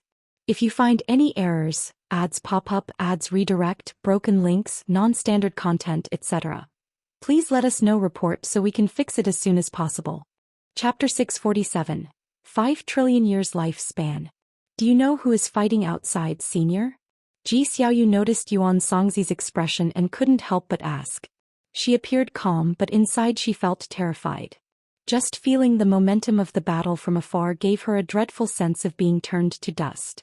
On the path of the great Tao, daring to fight so recklessly, these are indeed conceited individuals, for the path harbors many dangers and making too much noise only invites trouble. Her cooperation with the Dao court was precisely to have them help set up a barrier to prevent the aura of her battles with other Tianjiao from leaking. Yuan Songzi took a deep breath and said, One of them comes from ascending to yellow heaven named Zhou Xian. This person has killed countless people and proves the Dao with killing intent. If he detects our aura, we will all die. Upon hearing this, everyone was alarmed, even Xiaolon couldn't remain calm. Zhou Xian frowned. She knew of ascending to yellow heaven, a terrifying Daoist lineage even involving reincarnation. However, Zhou Jia's opponent is also very strong. Perhaps they will leave soon, so there's no need to panic. After all, the formation in this monastery is quite exquisite, Yuan Songzi continued, his words slightly easing the tension among the crowd, though no one dared to let their guard down. Xiaolon looked at everyone, feeling deeply moved. These seniors hold high positions in the celestial spirit great world, essentially wielding the power of life and death over all beings. Yet on the path of the great Tao they are as insignificant as dust, being extremely cautious and careful. Everyone held their breath, not daring to speak, fearing even a sound might disturb the terrifying presence outside. However, the oppressive force of the battle drew closer, as if the fighting parties were approaching, and even Yuan Songzi began to sweat on his forehead. Suddenly, the oppressive force rushed into the distance and disappeared in an instant, making everyone even more tense. For a long time, only after more than half an hour did everyone finally relax, believing the opponents had left. They gathered around Yuan Songzi, inquiring about the origins of ascending to yellow heaven. Ji Xiaoyu looked at Xiaolon, her eyes complex, unsure of her thoughts.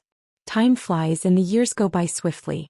As strange forces invaded the celestial spirit great world, more and more beings became violent, leading to increasing conflicts in the human world. This did not affect Gu En's life. He continued to enjoy his leisurely years, only occasionally diverting his focus to watch over old friends, including those on the path of the great Tao. If they faced danger, he would help protect them, but he made it seem like their own luck. Years passed quickly. After 10,000 years, the human world completely shed its cloak of peace, with conflicts arising everywhere. Even the Qianquan sect went to war with surrounding forces. The boundless celestial vault began to show lingering clouds. Guan still did not intervene to change anything. Another 10,000 years passed. That late summer, just past noon, Guan walked through the woods, pulling up his attribute panel for a check. Name, Guan, lifespan, 161, 845/5, 048, 752 108 241. Physique, primordial reincarnation, undying body. Cultivation level, Miaozhen Daoyuo, immortal realm perfection, 5 trillion years of life expectancy. He hesitated whether to break through. The last breakthrough cost 1.8 trillion years of life. He feared 5 trillion wouldn't suffice for the perfection realm of the next great realm. Guan pondered, pacing leisurely through the woods, with the breeze gently stirring his robes. Looking up, the celestial vault between the leaves appeared dim, more like dusk than noon. After a while, Guan stopped walking. He stood by a small river with a figure kneeling across it. It was Emperor Tianhong. Emperor Tianhong had been kneeling here for over 50,000 years, yet he seemed without the slightest sign of decline, his long beard touching the ground, face clear. Were it not for his knees sunk deep in the soil, one might not believe he had knelt so long. Though he engaged in no qi absorption cultivation, his cultivation level broke through to the Tao void profound immortal realm, purely through enlightenment. Notably, his breakthrough involved no crossing the tribulation nor the slightest disturbance. After all these years of kneeling, what is your greatest realization? Gu An's voice reached Emperor Tianhong's ear, making him open his eyes suddenly. Upon seeing Guan, he was lost in a daze. Though he had never met Guan before, for some reason seeing Guan for the first time he felt the other was the supporting Tao sword venerable. To him, Gu An's appearance seemed perfect, and though Gu An's aura was not overpowering, it gave a sense of all-embracing magnanimity. Emperor Tianhong once believed his Tao heart was tempered through countless trials, immune to strong emotions, yet he couldn't suppress the surge of excitement from his heart at this moment. Trembling all over, he couldn't articulate his complex emotions. Seeing Emperor Tianhong so overwhelmed, Guan smiled gently, his smile like a spring breeze blowing into Emperor Tianhong's heart, dissolving his tension and excitement. Emperor Tianhong took a deep breath, trying to calm himself, and cautiously said, "My greatest realization is that the strongest Daoist technique is not found in sects but pervades the world, everywhere in nature. Perhaps Wuxi's name is meant to guide all beings?" Upon finishing, Emperor Tianhong's heart was in his throat, afraid head offended the supporting Tao sword venerable. The longer head knelt, the more he revered Guan, sensing it was Guan guiding him to enlightenment. Guan chuckled, "Perhaps so, everyone has their own understanding. Do you wish to take me as your master?" Emperor Tianhong's eyes widened with excitement. "Sword venerable, I do." I very much want to. Will you accept me? Guan raised his right hand and a sword flew from his palm, swiftly enlarging, its point facing upward, hovering before him. The sword was exquisite, radiating a faint silver glow, with what seemed like stars adorning it. This is the Dao treasure of Wuxia, named the Longevity Sword. You may use it to save this human world. When you become a savior, return the sword and then decide whether you wish to be my disciple. As Guan introduced the sword, the Longevity Sword flew to Emperor Tianhong. Emperor Tianhong could feel the vast Dao intent within the sword, yet he wasn't captivated, instead directing his attention to Guan, urgently saying, I can decide now, willing to be your disciple. Guan replied meaningfully, when you have the highest fame and power and discern your own destiny pattern, then make your decision. There's no rush. If you are willing by then I will accept you. Hearing this, Emperor Tianhong calmed down. Dao go. Guan continued, upon which Emperor Tianhong stood up, clutching the Longevity Sword. In an instant, a vast memory surged into his mind, leaving him stunned. Sar the novel Fire. Net ** website on Google to access chapters of novels early and in the highest quality. Seeing this, Guan crossed the small river passing by him. Go for the breakthrough after all. With his back to Emperor Tianhong, Guan thought silently. He followed his thoughts with anticipation. What lies beyond the Miaozhen Daoyuo Immortal realm? If you find any errors, ads pop up, ads redirect, broken links, non-standard content, etc., please let us know. Report so we can fix it as soon as possible. Chapter 648. Endless Dao Mountain. After parting with Emperor Tianhong, Guan took a trip to the Taitsong continent, picking medicinal herbs at the mountain god temple, then went alone into the uninhabited mountains and forests, far away from the mundane world. He sat under a tree and activated the lifespan breakthrough. You have activated the lifespan breakthrough function. Based on your current realm, the following breakthrough locations have been selected for you. 1. Path of the Great Dao. War Spirit Holy Mansion. 3. Taiwei Earth Core. 4. Ling Mountain. 5. River of Destiny. 6. Endless Dao Mountain. Sarch * the novel Fire. Net * website on Google to access chapters of novels early and in the highest quality. 7. Primordial Emperor Domain. 8. Profound Abyss Divine Pool. 9. Supreme Origin Forest. Looking at the options in front of him, Guan frowned slightly. He didn't see the desperate celestial tomb. He was still planning to find a way to rescue the sins within the desperate celestial tomb after breaking through. In his view, when he breaks through again, he should have the strength to see through the desperate celestial tomb. Don't mention Miaozhen Daoyuo Immortal. Even ordinary heaven-opening Daoyuo Immortals are rarely seen. Breaking through to a higher realm, even if he's not the strongest, he should be among the stronger existences within the Great Dao.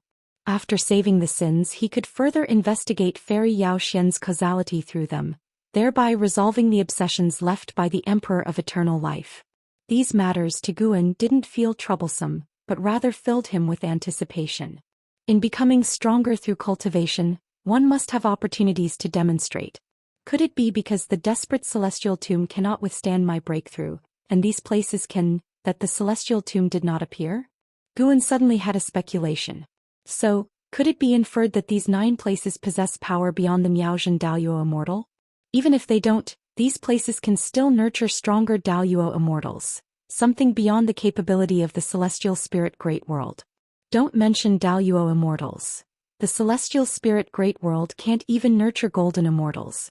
Guan silently pondered, and after some thought he chose Endless Dao Mountain. The name alone sounded profound and elusive, and it provided better concealment. To be teleported to Endless Dao Mountain will consume 10 billion years of lifespan. Do you wish to continue? Continue. An unfamiliar sensation surged forth, causing him to instinctively close his eyes, and his senses followed suit, losing function. After a while he felt his feet touch the ground and he immediately opened his eyes, almost instantly activating the lifespan barrier. After setting up the lifespan barrier, he had time to observe the environment. As far as the eye could see, the celestial vault was dim as the void of the universe, with towering mountains standing on the earth, rising and falling, their ends unseen and the number of peaks uncountable. Even at his Miaozhen Daoyuo Immortal Realm perfection state, Guan could not see the boundaries of this world. Is this another place in an infinitely expanding universe in Earth? He observed that every mountain around him contained an immense Dao intent, as if nurturing a great Dao.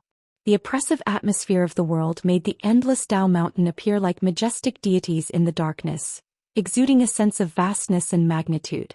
The mountain under Gu An's feet was extraordinarily huge. Even standing on the summit felt like standing on a vast continent. Its height exceeded the distance from the 9 spirit continents' ground to outer heaven. The mountain he stood upon wasn't even the highest Dao mountain. In the distance stood towering mountains like heavenly barriers, imposing to the extreme. Endless Dao mountain, I wonder how far it is from the Great Thousand World, thought Guan curiously, as he had never heard of the endless Dao mountain before. The more mysterious and powerful places there were, the happier Guan felt. If the end of the Great Dao were so easy to reach, the joy of cultivation would diminish significantly. Guan sat down cross-legged and then called up the attribute panel. First, he worked to enhance his physique, as it had been a while since he made any improvements. Guan invested 100 billion years of lifespan directly, but the primordial reincarnation undying body did not transform. He continued investing. Ultimately, after spending a total of 400 billion years of lifespan, the primordial reincarnation undying body ascended to the primordial Dao creation body. Vast amounts of Dao spiritual qi gathered, causing the ground beneath Gu An's feet to light up with Dao light, confined within the barrier, while the mountain's surface outside the barrier exhibited no changes for the time being. Soon, Guan became engrossed in the inheritance. The primordial Dao creation body retained the features of the previous physique, undying through reincarnation, ferocious mana, and the capability to create new Great Dao. Indeed, Great Dao independent of the 3000 Great Dao. It's based on personal mana and physical strength. Just like before, no matter how mighty the transformation, Guan completed the transformation in less than an hour. He opened his eyes, a glint of light flashing within them. Create a Dao? He suddenly thought, with countless Great Dao, even he couldn't ascertain the exact number. Could some Great Dao have been created by cultivators? This hypothesis could not be answered for the time being, so he turned his gaze to the cultivation techniques in the attribute panel. Next was the enhancement of the main cultivation technique. Guan invested 100 billion years of lifespan into the Daoist dominator skill. Finally, after expending nearly 350 billion years of lifespan, he upgraded the Daoist dominator skill to the Myriad Dao extinction skill. The Myriad Dao extinction skill shifted from the previous vastness to one filled with slaughter traits, with domination leading to extinction, leaving not a trace, ultimately leaving only oneself, surpassing the Great Dao. An hour later, Guan continued upgrading. Sun and Moon selfless divine Dao ascended to Dao Qi eternal divine sense, consuming nearly 300 billion years of lifespan. This was Gu An's main reliance for hiding cultivation level and aura. He wouldn't neglect it. The upgrades continued. Daoless celestial net step ascended to Great Primordial Celestial net step, consuming nearly 400 billion years of lifespan.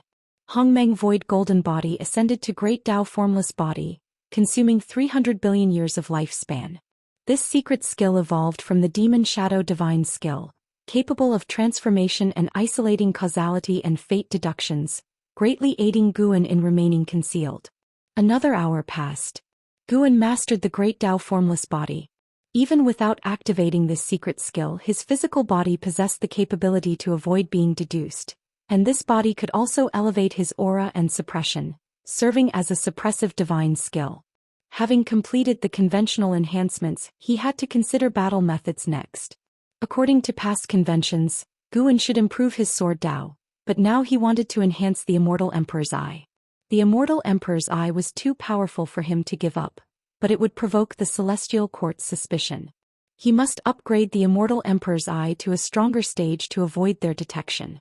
While Guan contemplated, changes emerged in the tumultuous Endless Dao Mountain. Due to Gu An's continuous upgrades of Daoist techniques, the Dao rules in the heavens and earth began having strange alterations, causing gales to roar, lightning to flash, thunder to rumble, and some Dao mountains to faintly tremble. Before, there had been no sign of any living being, but now they appeared. Guan looked in a direction, spotting a massive black silhouette on the summit of a majestic Dao mountain far away. The figure was humanoid, standing atop the peak, mysterious to the extreme, akin to an ancient demon god. He couldn't use lifespan detection on it, indicating the other party had not revealed their true self. Even so, the other party's aura sent chills through his heart. Miaozhen Daoyuo Immortal. And not at the early stage. Guan merely glanced over and paid no mind. With the lifespan barrier in place, it would be difficult for the other party to discover him. He began to invest lifespan into the Immortal Emperor's eye. Right from the start, it was 100 billion years of lifespan. If you find any errors, ads pop up, ads redirect, broken links, non-standard content, etc., please let us know. Report so we can fix it as soon as possible. Chapter 649. Breakthrough to Dao Extreme Daoyuo Immortal. You invested 10 billion years of lifespan into cultivating the Immortal Emperor's eye.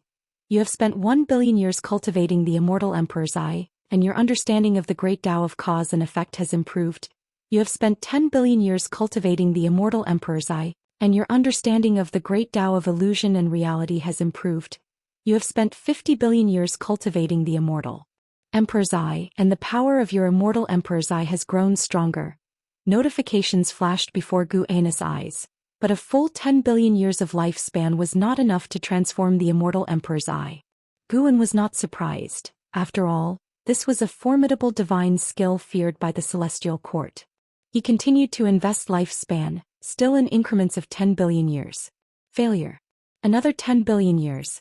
Guan had over 400 billion years of lifespan remaining, so 10 billion years was nothing to him. Continuous failures, continuous investment. When the invested lifespan exceeded 1,000 billion years, a subtle change appeared in Guan's eyes. It wasn't until the Immortal Emperor's eye advanced that he finally breathed a sigh of relief. A total of 1,800 billion years of lifespan was consumed, and the Immortal Emperor's eye advanced to become the Absolute Void Eye. An endless stream of memories poured into Guan's mind, causing him to close his eyes and immerse himself in them, as if the vast information of the 3,000 great Tao rushed into his mind, plunging even someone with a perfection in the Miaozhen Daoyuo Immortal realm into chaos. The Absolute Void Eye not only can manipulate reality and illusion but can also create them, an almost omnipotent eye whose creations vanish when the user's mana is exhausted. In battle, it can turn an opponent's divine skills, spells, and even mana into nothingness. This is not only suppression against the weak, but even against those with higher cultivation levels, it exerts a certain degree of suppression. The great Tao phenomena caused by the Absolute Void Eye far exceed those from before, with the endless Tao mountains still ravaged by fierce winds, and silhouettes appearing consecutively on the distant Tao mountain. Even a figure shrouded in gray mist appeared atop a nearby Tao mountain, not revealing their true form.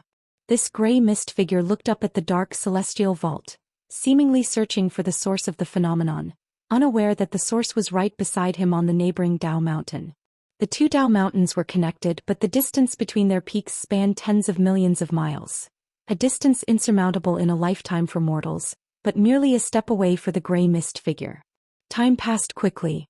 An hour later, Guan opened his eyes, his purple pupils transformed into gold and red, enhancing his oppressive presence. His Absolute Void Eye focused first on the gray mist figure atop the distant mountain peak. Even at such close range, Guan could not perform lifespan detection on him, as if some force protected the cultivators in this world. However, even without lifespan detection, Guan could perceive the other's cultivation level. Late stage of celestial creation Daoyuo Immortal realm. A heaven-opening Daoyuo Immortal can cultivate in the endless Tao mountain, prompting Guan to suddenly harbor thoughts. After the breakthrough, should I stay here and observe for a while? First, accomplish the breakthrough and see how strong he becomes. Guan reopened his attribute panel. Aside from the consumption in lifespan evolution, the lifespan barrier had also been continuously consuming lifespan, leaving him with more than 450 billion years of lifespan. He began investing lifespan into his cultivation level. You cultivate the Qi absorption for 2 billion years and use the great achievement of the Myriad Dao extinction skill to forcefully impact the Dao extreme Daoyuo Immortal realm, beginning to cross the tribulation, but fail to survive the infinite celestial void Great Tribulation, resulting in attribution. You cultivate the Qi absorption for 4 billion years and use the great achievement of the Myriad Dao extinction skill to forcefully impact the Dao extreme Daoyuo Immortal realm, beginning to cross the tribulation, but fail to survive the infinite celestial void Great Tribulation, resulting in attribution. Why does it take 2 billion years just for one tribulation? And that's even after I've improved my Daoist techniques and physique. Guan suddenly felt that it might be challenging to reach the perfection realm of the next great realm this time. In any case, first achieve this so-called Dao Extreme Daoyuo Immortal. 100 billion years only resulted in 5 breakthroughs, and after the 5 breakthroughs failed, Guan directly invested 1,000 billion years of lifespan. Notifications kept popping up, all indicating failure. 50 tribulations, all ending in failure. Guan continued to invest. 1,000 billion years followed by another 1,000 billion years. Failure. Failure. Failure. Guan focused intensely, the absolute void eye flashing with a terrifying gaze. The great Dao phenomenon of the endless Dao mountain began to weaken. The figures standing atop the mountain peaks disappeared consecutively, though some remained observing. The gray mist figure on the nearby Dao mountain did not vanish. He looked around, never settling his gaze on the Dao mountain where Guan stood. Guan no longer paid attention to him, focusing entirely on the notifications before him. After failing with 10,000 billion years of lifespan, he realized the problem was significant. Is it really this difficult to break through to Dao Extreme Daoyuo Immortal? Or is the infinite celestial void Great Tribulation more terrifying than he imagined? As Guan pondered, he continued to invest lifespan. Yet, after throwing in a second 10,000 billion years of lifespan, there was still no sign of success. He frowned slightly and persisted in investing more. After a while, he finally succeeded in breaking through. Via the novel at website on Google to access chapters of novels early and in the highest quality. You cultivate the Qi absorption for 58 billion years, and use the great achievement of the Myriad Dao Extinction skill to forcefully impact the Dao Extreme Daoyuo Immortal realm, beginning to cross the tribulation, surviving the infinite celestial void Great Tribulation, and succeeding in crossing the tribulation. Your cultivation level breaks through to the early stage of the Dao Extreme Daoyuo Immortal realm. You cultivate the Qi absorption for 10 billion years and your cultivation level increases. As the notification fell, the lifespan barrier activated again, far more majestic than before. The Dao's spiritual Qi engulfed Guan, immersing him in the strong light of the great Dao. Just reaching the early stage cost Guan 23,000 billion years of lifespan. He dared not continue to break through. After all, he still needed to save lifespan for the lifespan barrier. First achieve the Dao Extreme Daoyuo Immortal. Boom. The dark celestial vault suddenly exploded with a thunderous sound, akin to a great dragon coiling in the heavens, larger than any mountain ridge between heaven and earth, alarming the cultivators practicing within the Dao mountains. In Guan's perception, the auras of more and more cultivators emerged, as if the night sky was illuminated and the stars appeared. He was astounded. Just how many powerful beings are hidden here?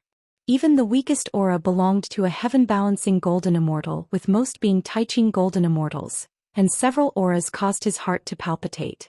They must be Dao Extreme Daoyuo immortals.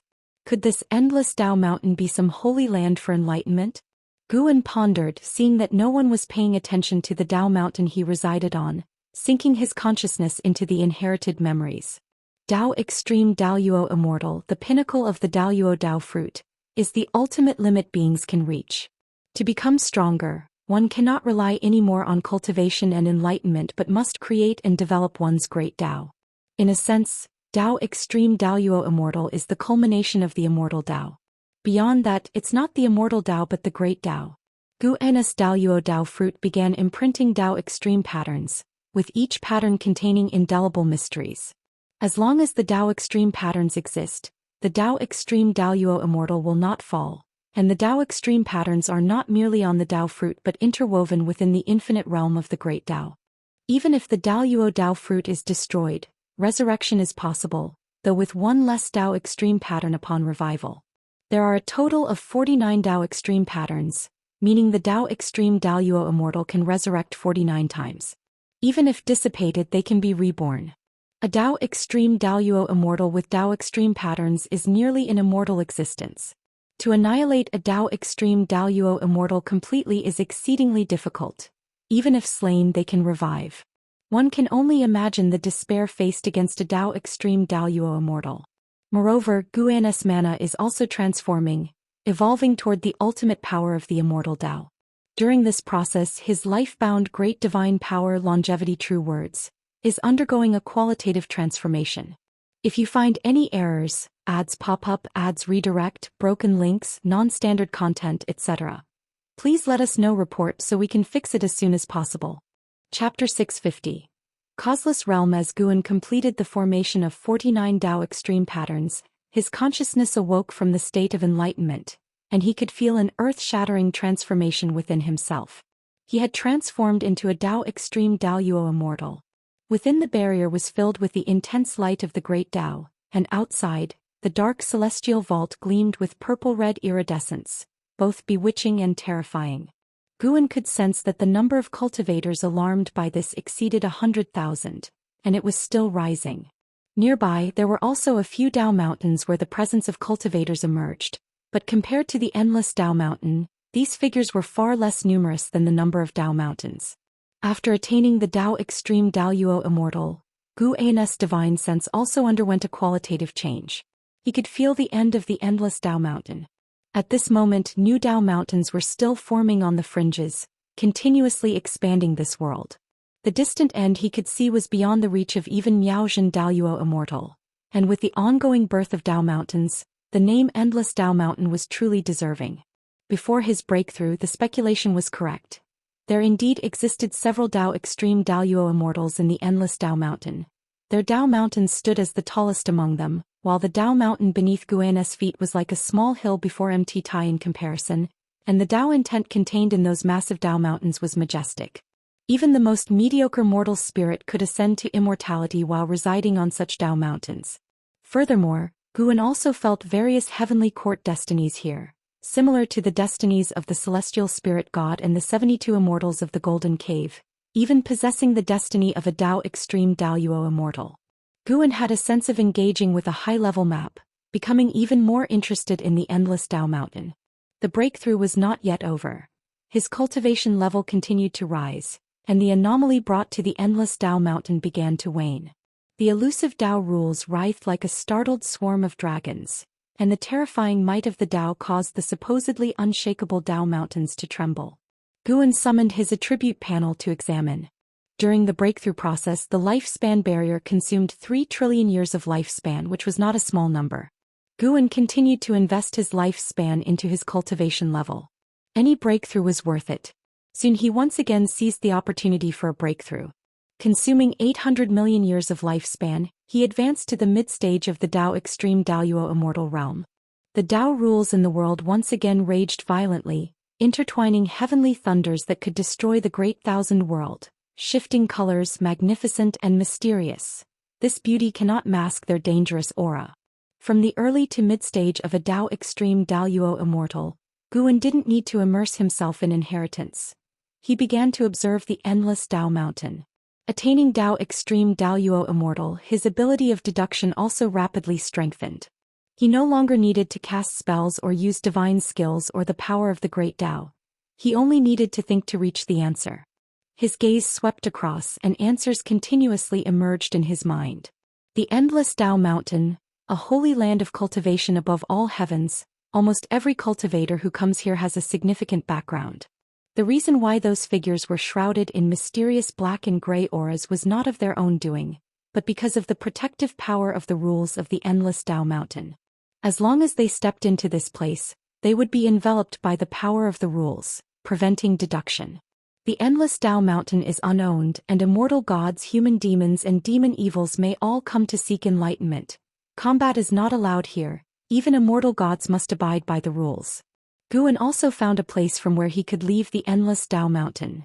Different places lead to different cosmic planes, some emanating an aura making him wary to explore. He even suspected that a certain place might connect to the celestial court. Whatever he wanted to understand, he could get an answer unless it involved a power higher than his own. This was no longer mere deduction but a higher tier power, a power that could only be unlocked by reaching Dao extreme Daoyuo Immortal. Dao extreme Daoyuo Immortal, nearly immortal, omniscient and omnipotent, truly the pinnacle of the immortal Dao. While enjoying the improvement of his cultivation level, Guan's gaze swept over, gaining a deeper and deeper understanding of the endless Dao mountain. He decided to return and have a look sometime later. Although he could not yet determine how far the endless Dao mountain was from the celestial spirit great world, He could leave a mark and trace this realm from the celestial spirit great world. Time flowed swiftly. Those existing at the summit of the endless Dao mountain merely observed silently, with no one choosing to flee this world. Thus the endless Dao mountain did not descend into chaos, and no one arrived at the Dao mountain where Guan resided. Ultimately, by the time Guan reached the mid-stage of the Dao extreme Daoyuo immortal realm, no one invaded the Dao mountain where he was located. He looked at his attribute panel. 900 billion years of lifespan remained. He could not break through again. Guan took a deep breath, stood up and chose to teleport back. Immediately after, he disappeared from where he stood. The anomaly of the endless Dao mountain had not yet completely dissipated, but the heavenly thunders in the sky gradually thinned, and the sound also diminished. At dusk. Daoist field of the beginningless. Guan leisurely continued along the mountain path. After half a day's search, his divine sense had locked onto the endless Dao mountain. When returning to the endless Dao mountain in the future, there is no need to use lifespan for breakthroughs again. Actually, while coming back he could rely on himself to return. However, considering the presence of Dao extreme Daoyuo immortals and heavenly court immortals at the endless Dao mountain, he decided to proceed with caution. Using 10 billion years of lifespan to ensure safety. No matter how high the realm is, caution is needed, especially when facing beings of the same realm. Guan was in a pleasant mood. After reaching the Dao extreme Daoyuo immortal, he could see further, and the future heaven's calamities were all within his sight, posing no threat to him. He arrived at the courtyard, and his gaze turned towards Xianxia in front of the artifact refining cauldron. He peered into the causal connection to Fairy Zhou Xian within Xianxia, seeing a line connecting to the outer heaven. He looked up, following that line across countless worlds and universes, and he saw an absolutely black void. Fairy Zhou Xian's soul was hidden in that void. Moreover, there were other souls there, countless in number, all of whom were exiled by the path of cause and effect. There were existences of all realms, even Daoyuo immortals, all immobilized and in slumber. Causeless realm. Guan's mind received the name of that void, and his brows furrowed. He could feel the threat of the causeless realm, which harbored extremely terrifying power. Despite being a place of exile by the path of cause and effect, it seemed there existed a will in this realm capable of free action, more frightening than the Dao extreme Daoyuo immortals of the endless Dao mountain. It seems rescuing Fairy Zhou Xian is not yet possible. Guan silently withdrew his gaze, not in a hurry. Judging by Fairy Zhou Xian's current state, she wasn't suffering. Her consciousness had already fallen asleep, losing the concept of time. As long as he saved her before her soul dissipated, it wouldn't matter how much time passed in between, making no difference to her. Xianxia seemed to sense Guan's gaze, turning her head to look. So the Oval Fire. Net website on Google to access chapters of novels early and in the highest quality. Upon seeing Guan, her expression changed slightly and she appeared a bit dazed. Although Guan's appearance, temperament and aura hadn't changed in the slightest, her intuition told her he had grown stronger again. If you find any errors, ads pop up, ads redirect, broken links, non-standard content, etc., please let us know. Report so we can fix it as soon as possible. Chapter 651 White-Haired Ancestor. What are you looking at? Guan asked Xianxia with a smile. He could hear the speculations in Xianxia's heart, but he didn't reveal them. Even in front of Xianxia, Guan wouldn't disclose his true strength. Xianxia snapped back to reality and asked, "The Tianhong Emperor has left. Do you really think relying on him can save the world?" These years, the human world has become increasingly chaotic, and she can also sense a mysterious force manipulating the lives of all beings in the shadows. Such a power must involve outer heaven. This is not the cause and effect that the Tianhong Emperor of Dao Void Profound Immortal Realm can conclude, even if he holds a Dao treasure. Guan moved a chair nearby closer to him with a wave, sat down and said, "Don't underestimate his potential. He has the talent comparable to Tianhao. Do you think he seems like an ordinary person? Does he also have an immortal god's background? Perhaps." Hearing this from Guan, Xianxia could conclude that the Tianhong Emperor had an inseparable connection with the immortal gods. Click click. The immortal gods are elusive and never to be seen, yet near Guan they seem not so extraordinary. Xianxia looked at Guan by her side, her eyes filled with a strange radiance.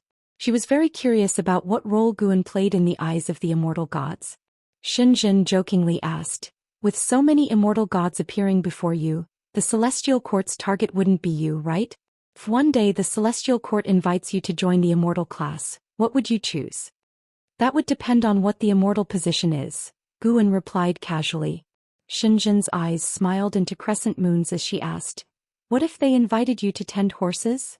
She had initially reached out to Guan because she liked his books and continued to flip through The Investiture of the Gods, Journey to the West, and Supreme Immortal Venerable to this day. Guan threw Xinzhen a sidelong glance and said unkindly, you're so humorous. If that's the case, then I'll go tend the horses and bring you along to assist me. Sure. The horses in the heavens must be extraordinary, Xinzhen said excitedly, causing Guan to shake his head and laugh.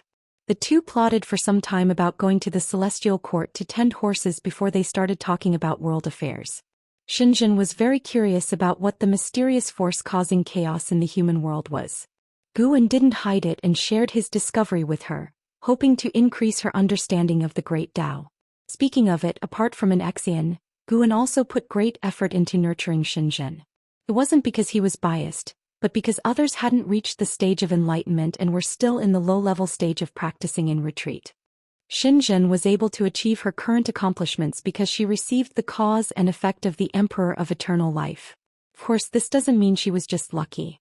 After all, she regarded Guan as her only reliance. Unlike the celestial demon child who has a life-and-death relationship with Guan, she abandoned other connections to choose Guan, which is also the reason why the Emperor of Eternal Life chose her. Everything has cause and effect. Behind every coincidence is inevitability. That year, the human world faced a change because a once peerless prodigy from ages past was reborn. The Tianhong Emperor did not return to the Dao court but traveled the lands, suppressing evil forces everywhere. As the world's ruler, the Dao court also exerted efforts to quell chaos. Many prodigies emerged as saviors, the most renowned among them being the current chief disciple of the Dao court, Zhou Xian. In those chaotic and dark years, the Tianhong Emperor and Zhou Xian appeared like two stars, wanting to use their faint light to illuminate the entire world. 100 years later. On this morning, after picking medicinal herbs within the Daoist field of the beginningless, Guan left alone. As he walked through the woods outside the field, his figure suddenly vanished. He continued onward, but the universe beneath his feet changed with each step, traversing a cosmic plane. Time and space reeled back, light sped in reverse. His steps seemed swift but slow due to the lack of an end. Suddenly, black gas swirled around Guan, quickly enveloping him. As his right foot set down, he found himself in a dim void. He halted and looked ahead, seeing an endless expanse of Dao mountains, all magnificent and impressive, towering like deities in the distance with divine might emanating boundlessly, full of oppressive force. Endless Dao mountains.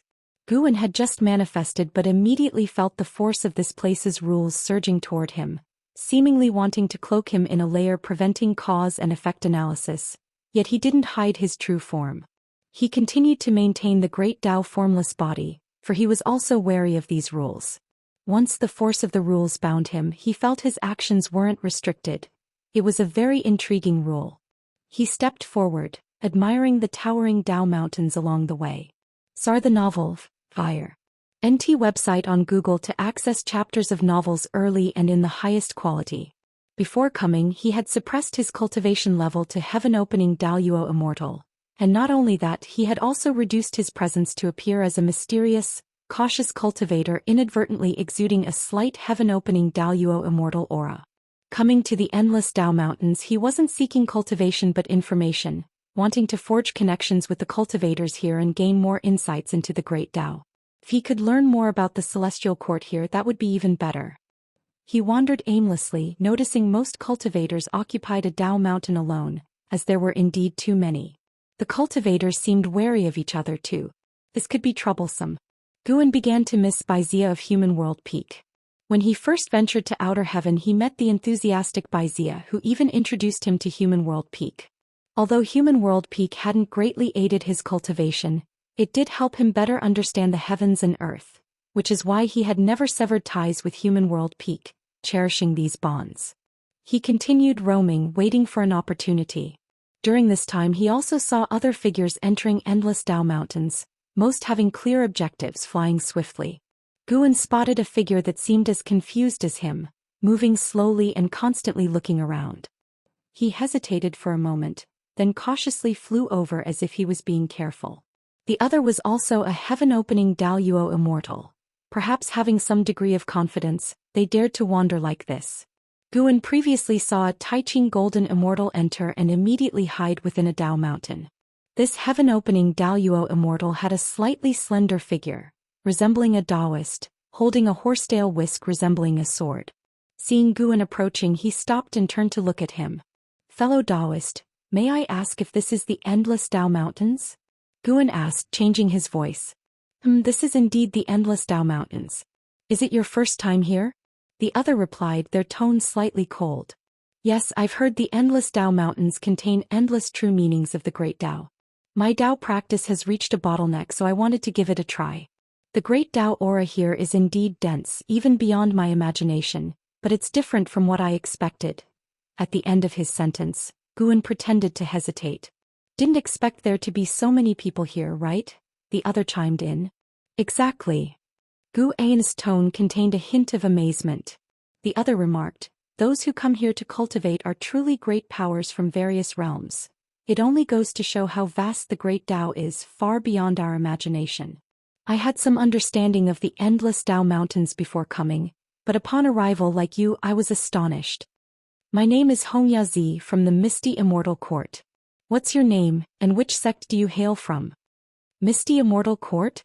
Guan didn't expect the first Daoist immortal he would meet to be from the Misty Immortal Court. He followed with, "My name is Meng Lang. When I attained Golden Immortal, my sect was destroyed, so I've been wandering without a sect for now." Upon hearing, Xianxia said, "With your Dao practice, founding a sect wouldn't be difficult." Guan shook his head. "Forget it. Having a sect means having burdens. I prefer pursuing the Great Dao freely and unfettered." "That's certainly reasonable," Xianxia agreed, seemingly deep in thought before falling silent. Guan pondered on how to further the relationship. "Fellow Daoist Meng, since you're also new here, I assume you don't know where to head next. Why not join me to listen to a true immortal's lecture?" Xianxia invited. Guan was flattered and hesitantly asked, "I follow you? Is that suitable?" Xianxia reassured, "Don't worry, I don't have any connection with that true immortal. Their lectures aren't private. Anyone can attend and listen." "May I ask the name of the true immortal?"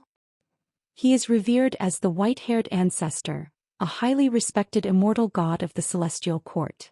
If you find any errors, ads pop up, ads redirect, broken links, non-standard content, etc., please let us know report so we can fix it as soon as possible." Chapter 652.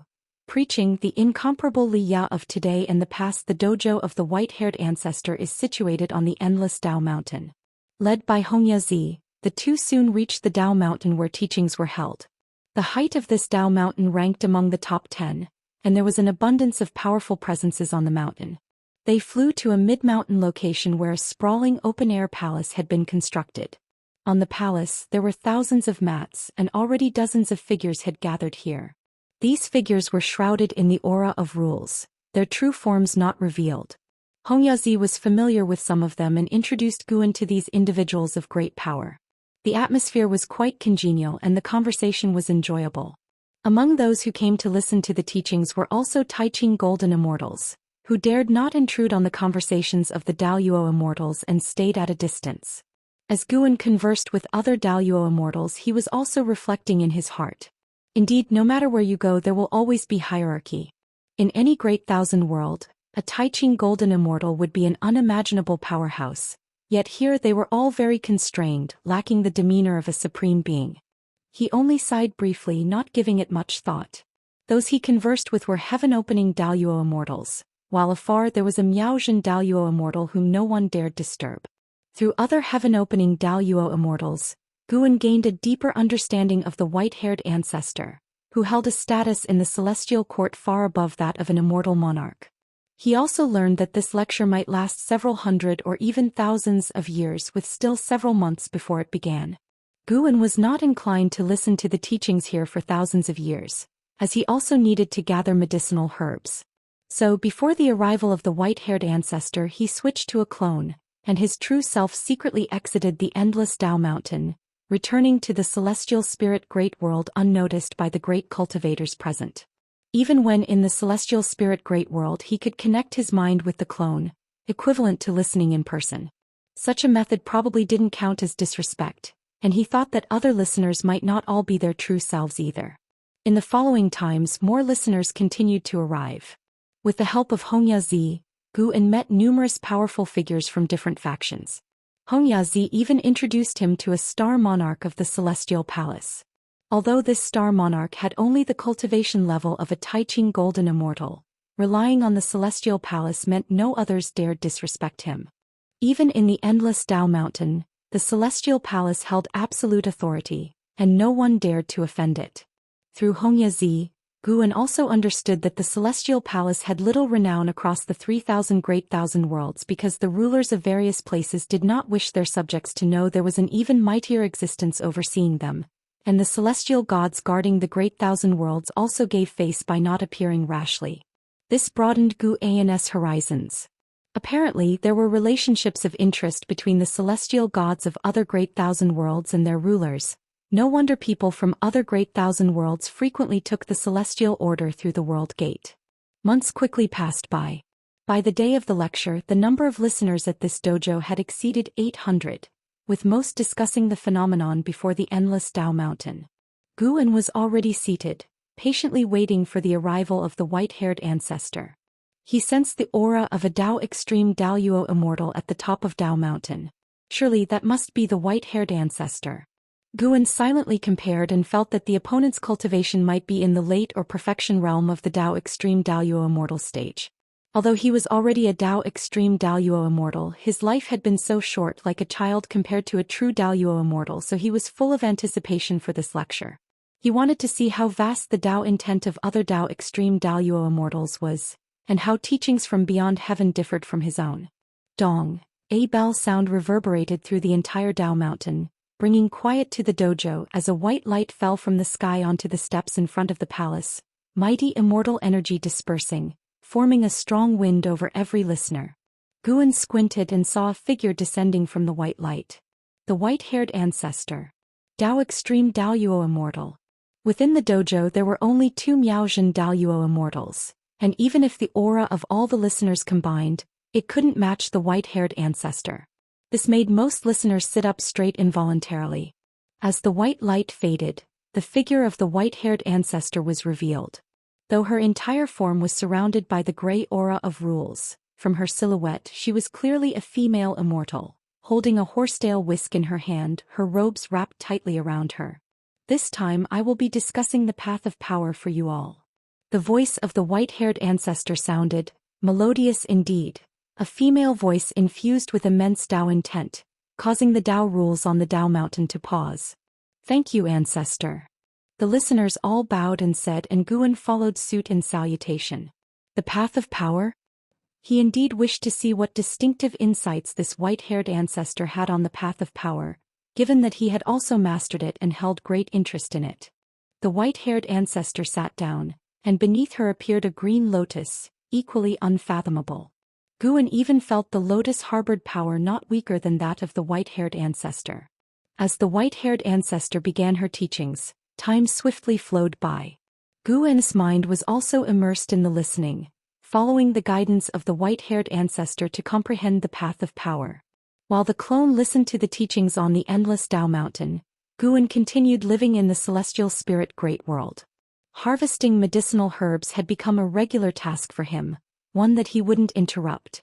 The conflicts in the human world grew more intense, with volatile rulers emerging within various sects and imperial dynasties, inciting more fierce power struggles internally, including within the Dao court. When internal strife engulfed the Dao court, unable to fully salvage the worldly chaos, disorder across the universe intensified. Emperor Tianhong had fully harnessed the power of the longevity sword, capable of contending against the free immortal of Daoist Zong, yet his pressure continued to grow. He underestimated the difficulty of the salvation task arranged by the supporting Dao sword venerable. Sir, the novel, IR. Net website on Google to access chapters of novels early and in the highest quality. In attempting to align with the Dao court, the result was that the Dao court soon erupted into chaos. Some even coveted his physical body, attempting to possess him. After much fighting, he completely severed ties with the Dao court, and under Zhao Russian's scheming, became a most wanted criminal of the Dao court. He had no choice but to use Dao treasures to seek out other Wuxia disciples still making their way in the world. Guan observed all these scenes without issuing more directives. Until one day, someone appeared in front of the mountain gate of the Qianquan sect, wearing black clothes, a bamboo hat, and carrying a sword, appearing travel-worn. He looked up at the plaque above the mountain gate, revealing a cold face. It was Li Ye. A divine, exotic immortal spirit jumped out of his body, landing on his shoulder. Looking at the Qianquan sect, it sighed, such abundant destiny, far beyond what the supreme sect can compare to, no wonder it's a force nurtured by the master. Li Ye's gaze was complicated. He took a deep breath and stepped forward. May I ask your origins, sir, and if you have an invitation to join the sect? A Qianquan sect disciple raised a sword scabbard, blocking Li Ye, his gaze calm as he scrutinized him. Li Ye took out a token from his sleeve, saying, I have the token of Elder Li Xuanyu, I am her clansman. The Qianquan sect disciple took the token, examined it carefully, then allowed Li Ye to enter the sect upon confirming it was genuine. The divine exotic immortal spirit stood on Li Ye's shoulder, jesting, even though you're already a divine immortal of wondrous dharma, these disciples still don't take you seriously. It seems your cultivation isn't enough yet. Li Ye snorted, nowadays geniuses keep emerging, what's my talent worth? Don't provoke me, I am no longer the hot-blooded Li Ye of old. The divine exotic immortal spirit covered its mouth and laughed, but didn't tease him further. If you find any errors, ads pop up, ads redirect, broken links, non-standard content, etc., please let us know, report so we can fix it as soon as possible. Chapter 653. The calamity ends as the cup falls under the blue sky with green mountains and clear waters, birds sing and flowers blossom. Li Ye and Li Xuanyu sat in a small pavilion below the mountain stream, drinking tea and catching up. Listening to Li Ye recount his experiences over the years, Li Xuanyu appeared indifferent but was feeling a lot of emotions inside. Compared to Li Ye, she felt much luckier. In order to become stronger, Li Ye had to roam around and seize opportunities, engaging in combat year after year, whereas she had no shortage of cultivation resources within the Qianquan sect and faced no bottlenecks in practice. Regarding the absence of bottlenecks in her practice, she suspected that Guan was secretly helping her. Before meeting Guan, her comprehension wasn't as impressive. After finishing his legendary tales, Li Ye raised an eyebrow as he looked at Li Xuanyu and asked, Sister, how have you been these years? He was unaware of the emotions in Li Xuanyu's heart. He was still very proud of his own experiences, and although he wasn't listed among the prodigies, his reputation was not low, and it was all earned through his own efforts.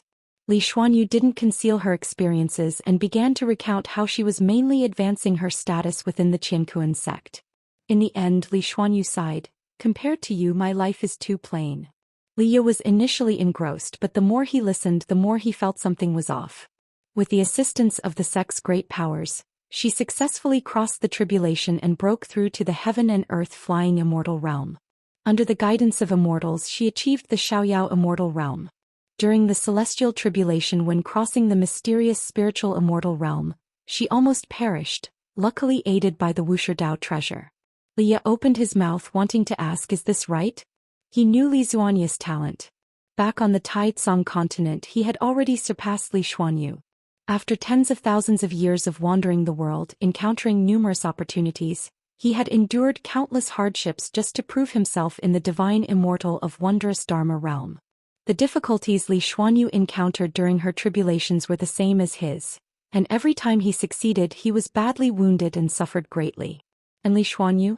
Even though she was his own sister, Li Ye couldn't help feeling uncomfortable. Junior brother Gu, are you trying to tell me that staying by your side holds more promise? Li Ye felt that Guan was deliberately nurturing Li Xuanyu. If it were just an ordinary connection, protection would already be commendable. How could Li Xuanyu have cultivated to her current realm? And so quickly? Li Xuanyu asked, why have you come? Why? Li Ye felt inexplicably blocked in his heart. His relationship with Guan was closer, so why did it now seem more distant? Li Ye answered, regarding this world, I have obtained some information that I want to convey to Fu Dao Sword Venerable. He almost couldn't help but refer to Guan as junior brother Gu, but then thought that Guan was Fu Dao Sword Venerable and was the one who altered Li Zuanya's fate. He shouldn't be so impolite. Moreover, after tens of thousands of years, would Guan still recognize him as senior brother? Sar the Novel Fire.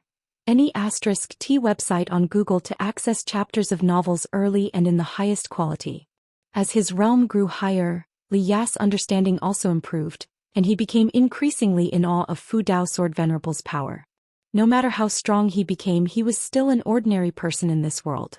He had encountered too many existences that made him look up in awe, which is why he was often amazed by Guan's strength. What kind of strength could allow Guan to disregard the entire celestial spirit great world and even confront terrifying existences from outer heaven? About the world? Li Xuanyu was surprised and was about to ask more. Suddenly, a figure appeared beside the two of them. The newcomer rolled up his sleeves and sat down directly. Li Xuanyu was stunned, staring blankly at Guan. Li Ya was equally shocked when he saw Guan suddenly sitting beside him. Guan was dressed in white, wearing a newly crafted immortal king crown, exuding an ethereal aura, and with that nearly perfect face, he seemed like an immortal monarch descended from the heavens. What? Not welcoming me? Guan smiled, then nonchalantly poured himself some tea. Li Xuanyu regained her composure and said, "How could we not welcome you? I just didn't expect you to come out personally." Her gaze inadvertently turned to Li Ya. She had known for a long time that Guan valued Li Ya greatly, but she didn't expect that as soon as Li Ya arrived, Guan would personally come to meet him. This affection runs deep. Her heart was filled with confusion. Logically, when Guan met Li Ya, he was already a transcendent great power, so how could spending just a few years together in the profound valley forge such a bond? Or was there a potential within Li Ya that she couldn't see through? Guan drank a cup of tea and said with a chuckle, "Go ahead, what is this intelligence about the world that you need to tell me?" Li Ya snapped back to reality, his expression turning serious, and said, "The world is becoming increasingly chaotic. I initially thought it was just celestial Dao reincarnation until I met an old Daoist. He was a servant of the heavenly Dao and had encountered some kind of curse. Before he died, he told me that a grudge power from outer heaven is tainting the human world. It will amplify the evil thoughts in living beings' hearts, and if this force isn't eradicated, chaos in the human world will continue until the world perishes." Li Zuanya's expression changed after hearing this, and she instinctively looked at Guan, wanting to know if what Li Ya said was true. She believed that Guan could see through everything in the world. Guan looked at Li Ya and softly laughed. "You also mentioned it amplifies the evil thoughts in hearts, which suggests that there is already grudge in the hearts of all beings, doesn't it?" What Li Ya said was indeed true. Those believers who spread the heavenly Dao and celestial court in the human world had been subjected to curses in succession. Clearly, that strange force dreaded the celestial court, but with so many great thousand worlds being invaded by the strange force, could the celestial court be unaware? Guan had already detected the source of the strange force, which came from Chaos Grudge Luo, an evil entity originating from beyond the 3,000 great worlds with cultivation at the middle stage of the Miaozhen Daoyuo immortal realm. After deducing, Guan realized there are many similar evil entities like Chaos Grudge Luo within Chaos, and the presence of Celestial Court destiny at the edge of Chaos indicated that the Celestial Court had long been targeting Chaos. Chaos Grudge Luo invading the 3,000 great worlds seems like a conspiracy from whichever angle. This conspiracy might originate from profound star immortal monarch. How could he be the one to stick his neck out? When the celestial spirit great world truly reaches the brink of life and death, then he would act. He had saved this part of the great thousand world many times, but the living beings he saved would eventually head towards death, and his intervention was merely to extend the lifespan of all living beings. Humans have emotions and desires, so evil thoughts cannot be eradicated, but the outer heaven force certainly conceals a greater calamity. Perhaps this force grows stronger by absorbing the evil thoughts of all living beings? Li Ya said, frowning. Guan cast a sidelong glance at him and said irritably, "It's not that exaggerated." He had already seen through the reason Chaos Grudge Luo released the strange force. It wasn't to absorb the power of all living beings, but rather as its grudge power covered more, the celestial Dao destiny would recede. Once the celestial Dao destiny completely dissipated, Chaos Grudge Luo would descend. Before breaking through, he also thought Chaos Grudge Luo's invasion of the Great Thousand World was for feeding or strengthening. Now it seems the invaded Great Thousand Worlds resemble a path. Chaos Grudge Luo might be fleeing or attempting to reach a certain place, but encountering too much celestial Dao destiny along the way, it could only act in this manner. It's like a refugee fleeing, being too hurried to care if any bugs were squashed along the way. Li Xuanyu chimed in. Endless are the tribulations of the world, we cannot always rely on the sword venerable. The lessons learned from blood will be left in history for future generations to remember, thereby avoiding more disasters. She was also comprehending the path of cause and effect, and her greatest insight was that as long as there is spiritual intelligence, conflict is inevitable, and with enough conflict disaster is bound to occur. She believed that one must save oneself amidst disasters rather than seek assistance from strong entities outside the rules. Lately there have been undercurrents surging within the Qianquan sect, and the atmosphere has become increasingly severe. However, the higher-ups didn't want to ask for Wuxi's help as that would appear incompetent. But Liya hesitated, having initially thought the matter would not be difficult for Guan, hence why he sought Guan out, only to be refused unexpectedly. Guan gently pushed his teacup towards Liya and said, "Does senior brother Li very much want to end this chaos?" Liya instinctively picked up the teapot and poured tea for Guan, then asked, "What do you mean just because I want it, it can happen? Since you came looking for me, how could I not fulfill your wish?" Guan said with great vigor. In front of others he would pretend to be a sage, but in front of Liya he wanted to show off a bit. Liya was greatly surprised, but recalling Li Xuanya's words he felt they made sense. Once this tribulation ends, what about the next? Would he have to seek out Guan every time? Liya furrowed his brow, hesitating. Would doing this deplete your cultivation level or bring you immense trouble? Guan lifted his teacup and emptied it again, then shook the cup at Liya and said, "This catastrophe may be unstoppable for the all-living beings under heaven, but for me it's just like putting down this cup." As he finished speaking he gently placed the teacup down. He looked at Liya and smiled. "See, isn't it done?" Liya was stunned. Li Xuanya's eyes also showed a look of confusion. Little did they know that the strange force enveloping the all-living beings under heaven dissipated in that instant, ceasing to exist. If you find any errors, ads pop up, ads redirect, broken links, non-standard content, etc., please let us know. Report so we can fix it as soon as possible. Chapter 654. The Change of Cause and Effect. Isn't it already done? Upon hearing Gu An's words, Liya was momentarily dazed. Such a boastful tone. So good at pretending. Liya secretly grumbled, then asked, "When will you take action? If peace could return to the world, that would naturally be a good thing." Guan looked at Liya, blinked, and said, "Haven't I already taken action?" Liya widened his eyes and said in a deep voice, "Junior brother Gu, don't jest with me. How did your cup land on the table and disperse that bizarre power covering all living beings?" Guan smiled at him, not answering. Li Xuanyu was the first to believe Gu An's words, her gaze at Guan full of indescribable meaning. See Teach Novel Fire. Net website on Google to access chapters of novels early and in the highest quality. Faced with Gu An's smile, Liya suddenly felt a jolt in his heart. Could it be that Guan was not boasting but actually did it? But why did he not feel any trace of it? Could it be that before he came, Guan had already resolved that strange power? Liya was filled with confusion, not knowing what to ask. "What are your plans for the future? Do you need to enter the Dao court?" Guan asked, not continuing to discuss the strange power. He believed that after parting this time, Liya would investigate this matter, and then Liya would be even more amazed by his strength. Liya did not question Gu An's ability to arrange for him to enter the Dao court, but he shook his head and said, "I don't want to be restricted, otherwise I would have stayed at the Supreme Sect all along. I plan to continue traveling as there are countless opportunities in this world that have yet to bore me." Besides the opportunities nurtured by the Great Thousand World after its reshaping, Guan once spread treasures from the battle court across the world. To this day 70% of them have yet to surface, including various inheritances.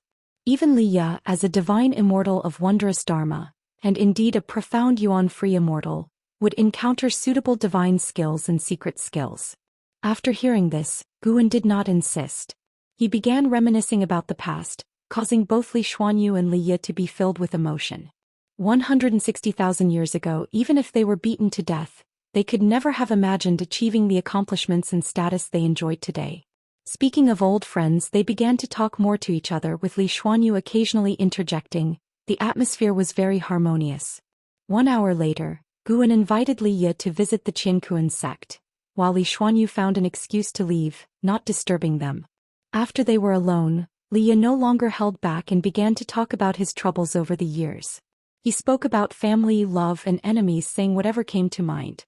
Even when facing his wife and children, he would never show a vulnerable side, but facing Guan, he couldn't help but speak of these matters. Guan listened attentively, occasionally teasing Li Ye, causing Li Ye's emotions to fluctuate. After staying at the Qinkuan sect for 2 days, Guan took Li Ye to Wuxia to see his dojo. Upon stepping into the dojo, Li Ye was awestruck by the spiritual energy present. Guan accompanied Li Ye on a stroll inside the dojo, where they encountered disciples cultivating. The dojo was vast, and the disciples preferred to cultivate alone in different spots. Upon seeing Guan's arrival, the disciples all paid their respects, and Guan introduced Li Ye to them. The disciples had an impression of Li Ye, having heard from an Exin that Li Ye was the person Guan cared about most. Li Ye could sense that each Wuxia disciple's cultivation level was not weaker than his own, and an Xin and the Blood Prison Great Saint gave him an overwhelming sense of pressure. However, Li Ye wasn't discouraged, believing it only natural to train alongside Guan. After staying at the Daoist field of the Beginningless for 3 days, he bid farewell to Guan. "Would you like to stay and cultivate?" Guan asked with a smile. Li Ye shook his head and said, "I've relied on you a lot already. To tell the truth, I still have the ambition to surpass you. Though cultivating by your side would be faster, it's impossible to surpass you, so I need to forge my own path, and my nature isn't suited to long-term seclusion. The world is vast and my eyes have yet to fully take it in. After I've roamed across this world, I'll return to reminisce with you." At this, Li Ye became high-spirited. Guan greatly admired his ambition and thus did not stop him. "Besides, I need to see if you've truly resolved the catastrophe," Li Ye stated, staring intensely at Guan as if challenging him. Guan laughed and said, "I'm afraid these eyes of yours won't perceive if I've truly resolved it."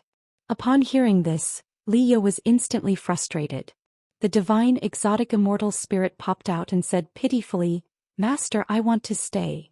Li Ye immediately grabbed it and with an awkward smile said to Guan, "It's speaking nonsense." The divine exotic immortal spirit widened its eyes, struggling hard. "You two do match well." Guan shook his head and laughed. He could hear the thoughts of the divine exotic immortal spirit, knowing it was reluctant to leave Li Ye, and spoke out of disapproval of Li Ye's posturing. "We're leaving now." Li Ye left this utterance, taking the divine exotic immortal spirit with him. Guan stood amid the woods watching them leave, feeling quite amused by their banter. The power of divine exotic city was inferior to Dao treasure. Even if had given divine exotic city to Li Ye, he wouldn't have minded. The reason for maintaining a layer of connection was in case Li Ye suddenly left his line of sight in the future. An Xan appeared beside Guan, also watching Li Ye's back. She curiously asked, "Master, did Elder Li's causal change, was it your doing?" Though she couldn't clearly see all of Li Ye's fate, she could feel the changes in Li Ye's fate and causality affecting his destiny. "No, it's his choices that changed his causality," Guan answered calmly. Though the strange power had been dispelled by Guan, Li Ye's interest in powers from outer heaven had been piqued, and he would focus more on everything related to outer heaven, thereby altering his life's path. With Guan's influence existing, the future of the reincarnation body would become more and more illusory. After all, the reincarnation body itself is determined by the original body. Guan's current strength could create different futures, even make different futures exist truly. Using modern Earth's terms, he could create parallel worlds with a single thought. An Xan had a thoughtful expression, believing Li Ye's change in choices was also due to this conversation with Guan. Guan turned around and returned, with an Xan closely following, starting to ask him about her cultivation doubts. Though the strange power had been dispersed by Guan, the hatred among people had already formed, and the chaos in the human world would continue for a while, but compared to before it wouldn't become more tragic. Meanwhile, Emperor Tianhong would earlier confront Zhou Xian, marking the beginning of an unprecedented era of dual heroes. This contention would also shake the foundations of the Dao court, bringing a new variable to the dynamics of the human world. Endless Dao Mountain. The white-haired ancestor lectured for a millennium, and as the bell rang, all listeners awoke. I permit each of you to ask one question. Once I've resolved everyone's doubts, this lecture will conclude. You may ask about any confusion during the lecture, or ask questions unrelated to this lecture. The voice of the white-haired ancestor rose, causing whispers to ripple through the dojo. Guan also began to ponder what kind of question he should ask the white-haired ancestor. If you find any errors, ads pop up, ads redirect, broken links, non-standard content, etc., please let us know. Report so we can fix it as soon as possible. Chapter 655. Songtian Infinite. After the words of the white-haired ancestor ended, he did not give the listeners much time to think and soon had the listener sitting at the front ask a question. This listener inquired about the confusion arising during the hearing of the Tao. The path of power is vast and boundless, and the Tao practice of the white-haired ancestor is extremely profound. Even Guan, with his achievements in Tao comprehension, benefited greatly from the listening. Facing the listener's question, the white-haired ancestor quickly dispelled doubts, answering with profound meaning, causing many listeners to fall into contemplation. The white-haired ancestor continued to call on people, letting the listeners ask questions one after another. Search * the Nefire. At website on Google to access chapters of novels early and in the highest quality. Guan originally wanted to gather some information. Seeing that the previous questions were all about cultivation matters, he felt he couldn't make an exception. However, after several dozen listeners, someone finally asked a question unrelated to cultivation. Ancestor, you are honored as the celestial Tao venerable of the celestial court. How do you view the relationship between chaos and the celestial court? Does the celestial court leave room for chaos? This listener's voice was female, her words sharp, her tone aggressive, more like an interrogation. Guan felt that despite her cultivation level being just at the heaven-opening Daoist Immortal, she dared to speak to the white-haired ancestor in such a manner. What kind of backing did she have? Chaos is the place where the great Tao is nurtured. It cannot be eradicated. The celestial court can only set boundaries, leaving no room for leeway. The white-haired ancestor responded indifferently, his tone unchanged from before, seeming not to be angered. This listener was surrounded by the aura of rules. Guan was also unsure if she was satisfied with the answer. Questions continued, and once someone led, subsequent questions were all related to the celestial court. Besides the celestial Tao immortal position assessment and participating in celestial army selection, is there a third way to join the immortal class? If one renders great merit to the living beings of a certain world, the celestial court will also reward them, allowing them to join the immortal class. This is also the main purpose of the heavenly Tao. The god of destruction destroyed the Lingjiang great world without proclaiming the celestial court's decree. Is there another scheme behind this? I do not control the celestial gods. I cannot answer you. I also will not help you investigate this matter. If you are dissatisfied, you can petition Songtian. Facing the listener's inquiries, the white-haired ancestor's every answer came quickly. She did not seem to hold the posture of an immortal god, and she also displayed considerable toughness in the face of some challenging questions. Through the listener's questions, Guan also learned about Songtian. Songtian is a kind of will manifested by the celestial court using the heavenly Tao omnipresent. If there is suffering in the human world, one can complain to Songtian, and it will be conveyed to the celestial court. The white-haired ancestor used Songtian to handle many listeners' grievances. Guan also felt that Songtian was quite far-fetched, but it related to the celestial Tao destiny which even a Tao extreme Daoist immortal could not deduce. Throughout the listening he had only one feeling. All living beings have long suffered under the celestial court. The celestial court's inaction and wanton actions are clearly not isolated incidents. Yet faced with so many complaints, the white-haired ancestor remained indifferent, did not make any promises, but also did not get angry over the listener's questions. She truly resembled the immortal god Guan imagined. Not feeling joy or sorrow over the happiness or suffering of all living beings. She seemed unconcerned with the suffering of all beings. Her purpose here was not to do anything for the celestial court. She simply wished to expound on the Tao, seeking nothing in return. Guan had to admit that such a mindset was the strongest, unbound by any factors. Of course, due to his stance, Guan could not agree with the celestial court, because their inaction also posed a threat to him. Time quickly passed. Unknowingly, it was Gu In's turn to speak. He was already prepared. When the white-haired ancestor's gaze fell on him, he opened his mouth and asked, I have traveled to many universes, finding those powerful ones in infinite expansion. I want to ask, is the Great Tao truly infinite? And what is our meaning as cultivators within the Great Tao? Regarding the celestial court's issues, many had already asked, making him unwilling to inquire further. Whether the Great Tao is infinite, this is a question he pondered frequently. If the Great Tao is truly infinite, it would mean that time and space are also infinite with no distinction between ancient and future, and cultivators are merely part of the Great Tao, never able to surpass it. If Guan were also infinite like the Great Tao, he should not only have infinite possibilities in the future, his past should also be without end. He could not imagine having no origin to his past. This is like the question of which came first, the chicken or the egg. If Guan is the chicken, aiming to achieve infinity like the Great Tao, wouldn't he need to create an egg for himself, which easily leads to a paradox? The existence of the path of cause and effect proves that everything has a starting point. Gu Ain's question brought silence to the dojo. No longer were there whispers. The white-haired ancestor said, as of now, the Great Tao is indeed infinite. Even the celestial court cannot reach the source of the Great Tao. Even the supreme celestial emperor cannot see the end of the Great Tao. It is precisely for this reason that we can continuously comprehend the Great Tao, never feeling weary or satisfied. This answer did not fully satisfy Guan, but at least clarified that the celestial court has not yet reached the point of dominating the Great Tao. The questions continued. When everyone had finished asking, several days had passed.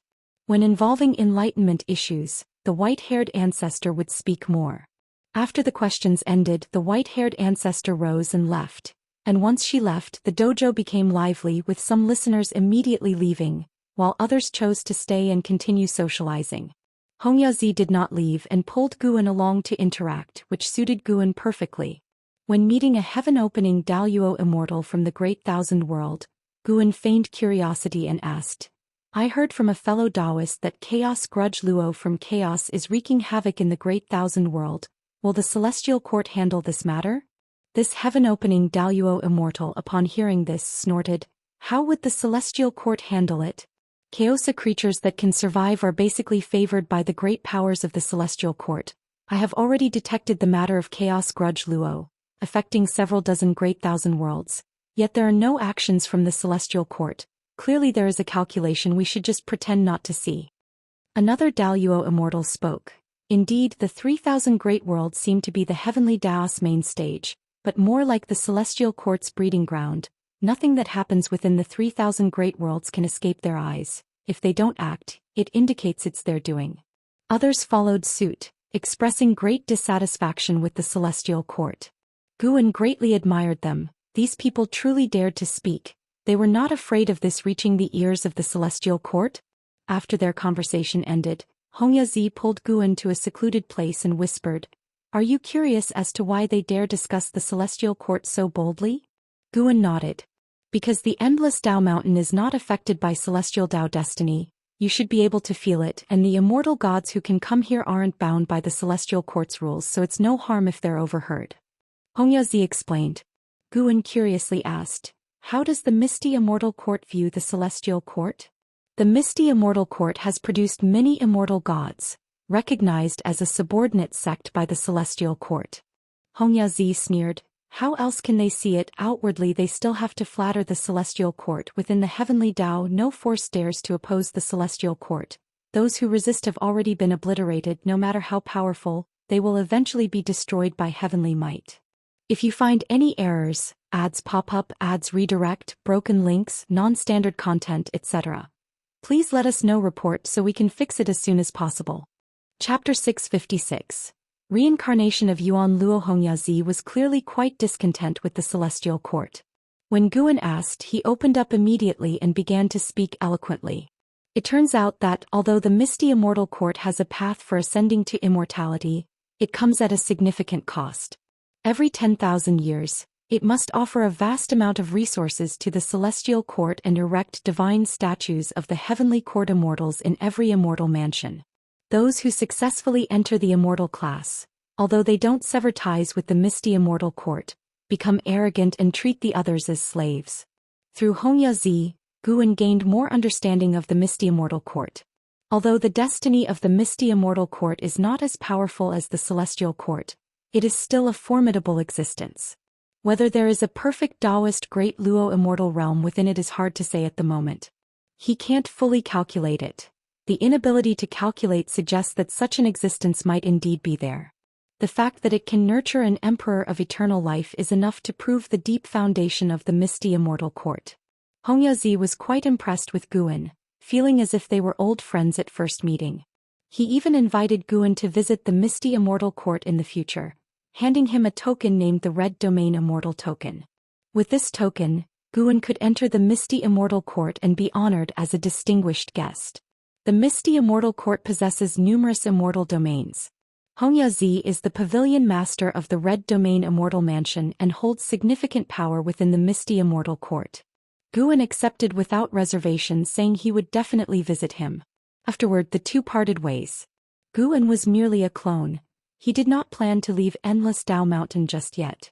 Instead he intended to find a suitable Dao Mountain to settle down on.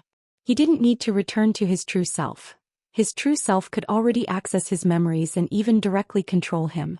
At the same time, far away in the Daoist field of the beginningless, Guan began to ponder whether or not to visit the Misty Immortal Court to see Hongyazi.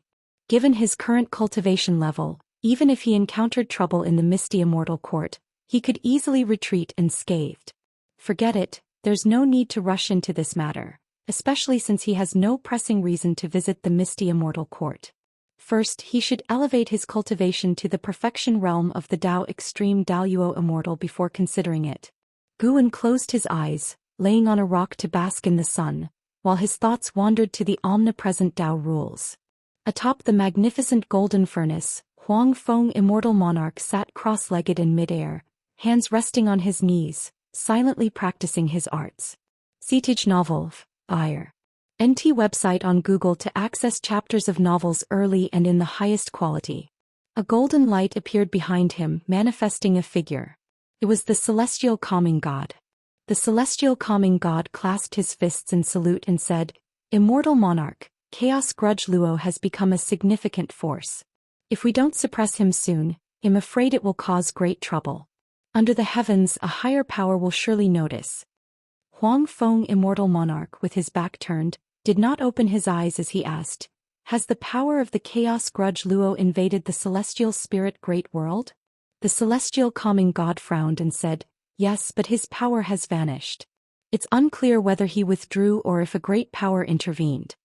Over the years he had kept an eye on Chaos Grudge Luo, and was quite surprised by the anomalies in the celestial spirit great world. He hadn't consulted the celestial spirit god, aware of the past of the celestial spirit great world, feeling that there was a great cause and effect in which he dared not indulge. Now hearing Huang Feng Immortal Monarch mention the celestial spirit great world, his vigilance only heightened. He must absolutely avoid getting entangled with the causes and effects of the celestial spirit great world. Upon hearing his words, Huang Feng Immortal Monarch opened his eyes. He gazed down at the world within the furnace, contemplating something unknown. For a long time. Begin closing the net. You're responsible for eliminating the power of Chaos Grudge Luo. I will request stronger forces of the heavenly Dao to capture him. Huang Feng Immortal Monarch spoke, allowing the celestial calming god to breathe a sigh of relief as he accepted the order and departed. After the celestial calming god's departure, the area fell silent, with Huang Feng Immortal Monarch's eyes flickering, pondering something in his heart. Time passed gently. Since the teaching session at Endless Dao Mountain ended, Guan had not encountered any major events and life became leisurely once more. The dark clouds looming over the world had dissipated, though conflicts in the human world persisted. After Guan eradicated the power of Chaos Grudge Luo within 100 years, the Qianquan sect regained peace and began to send disciples out again to save the world. In a blink of an eye, 10,000 years passed in an instant. At over 17 million years old, Guan had accumulated 16 trillion years of lifespan, using 8 trillion years of lifespan to progress from the early to the middle stage of the Dao Extreme Daoyuo Immortal Realm, excluding the depletion from the lifespan barrier. Therefore he planned to reach 20 trillion years of lifespan before attempting to break through to the later stage. Until he reaches the perfection realm of the Dao Extreme Daoyuo Immortal, he has no intention of pursuing the functional threshold of 100 trillion years of lifespan. In the spring of that year, while Guan was in the courtyard writing with his brush, he suddenly looked up, his eyes carrying an unusual expression. Xianxia, who was playing the zither beside him, noticed his anomaly and asked, "What is it? Has something happened to the Qiankun sect?" Where Guan was looking was precisely in the direction of the Qiankun sect.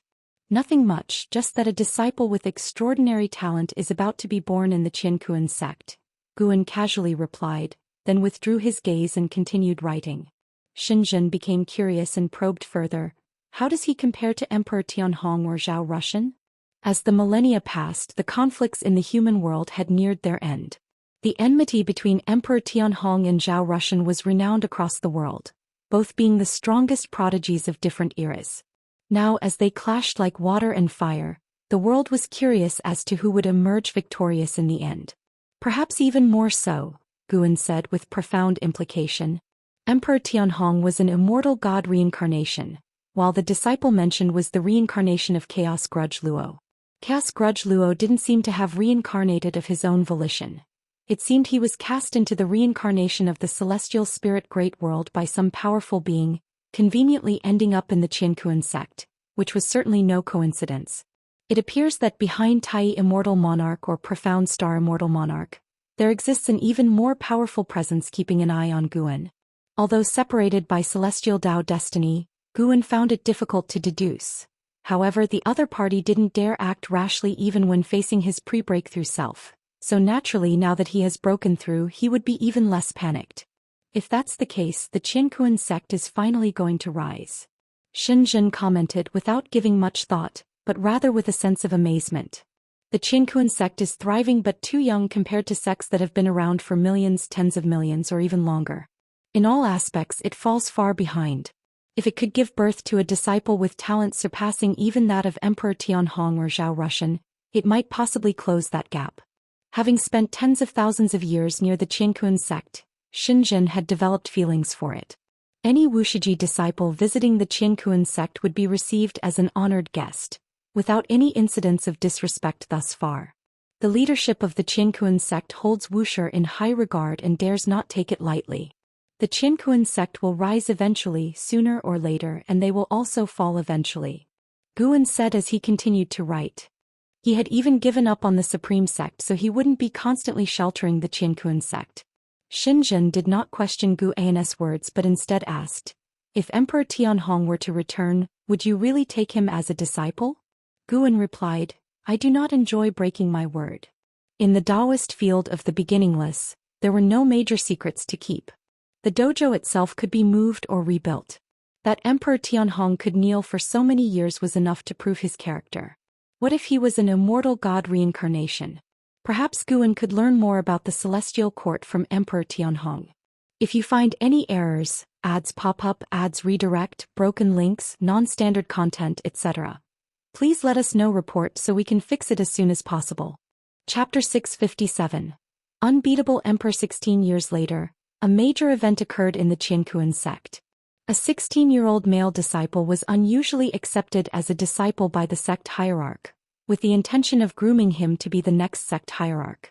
This matter had the approval of the 4 grand elders, and various rumors spread within the sect and even to the entire world. This boy's name is Yuan Luo. He didn't originally have this name, but after his first qi absorption cultivation he changed it to this name. During his first qi absorption he successfully established his foundation, shocking the cultivator who was instructing him, and the news quickly reached the higher-ups of the Qiankun sect. Thereafter Yuan Luo took only a year to condense a golden core, and at 16 he was already at the nascent soul realm, with a cultivation speed that was astonishingly fast. Yi Qingshan discussed for several days and decided to nurture Yuan Luo in the same manner as training a prodigy in the Dao court. They are determined to cultivate Yuan Luo to be comparable to Zhou Xian or Emperor Tianhong, but in my opinion they are relying on Wuxi's protection. Without Wuxia, raising disciples like this would only lead to a premature demise. An Exan spoke while standing next to Guan, who was fishing by the edge of a lake created by the ghost mother of ephemera, which was stocked with many nimble fish for his amusement. It doesn't matter. Whether we admit it or not, The outside world sees Wuxia as the pillar of the Qiankun sect, and indeed we've done many things, Guan said, staring at the lake's surface. As his cultivation level became higher and the years he experienced became more numerous, Guan's mindset also transformed. He focused more on his own feelings. An Exin curiously asked, "Master, what's the origin of Yuan Luo with such incredible talent? He must be the reincarnation of a great power, right?" Yes, in his past life he was called Chaos Grudge Luo, causing havoc across many great thousand worlds. The previous calamity in the human world was caused by his power. He was likely captured by the immortal gods and cast into reincarnation, ending up in this plight. Guan didn't hide anything, briefly explaining Yuan Luo's background. An Exin frowned and asked, "Actions of the immortal gods? Such a wicked entity reincarnated within the Qiankun sect. Wouldn't there be some scheme involved?" Guan glanced at her and smiled. Indeed, there might be some hidden scheme, but such schemes have never ceased. If you can't see through them yourself, it means you're still not strong enough. Seeing him still able to smile, an Exin knew everything was under his control. She couldn't help but ask, "Master, do you need me to do anything? Let nature take its course." Guan didn't say much more. He believed an Exin would understand his meaning. After spending so many years together, the two had developed a high level of rapport, and some things didn't need to be repeatedly explained. An Exin no longer talked about Yuan Luo but shifted the topic to Emperor Tianhong and Zhou Xian. "I heard the Dao court plans to cultivate Zhou Xian to become a Daoist emperor.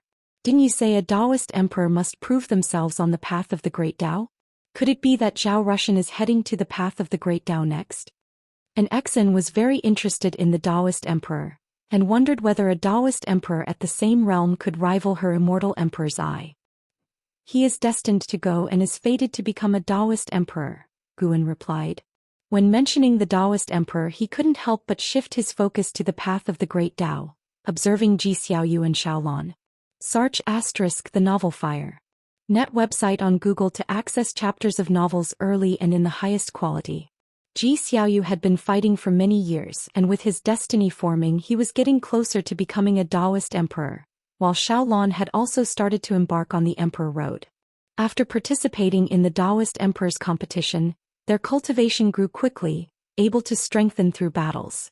Xiaolon had already reached the divine thought true immortal realm, catching up with Tianhao far off in the misty immortal court. Zhou Xiaoyu was even assaulting the heaven-encompassing free immortal realm, and in terms of strength he was now stronger than Yuan Songzi.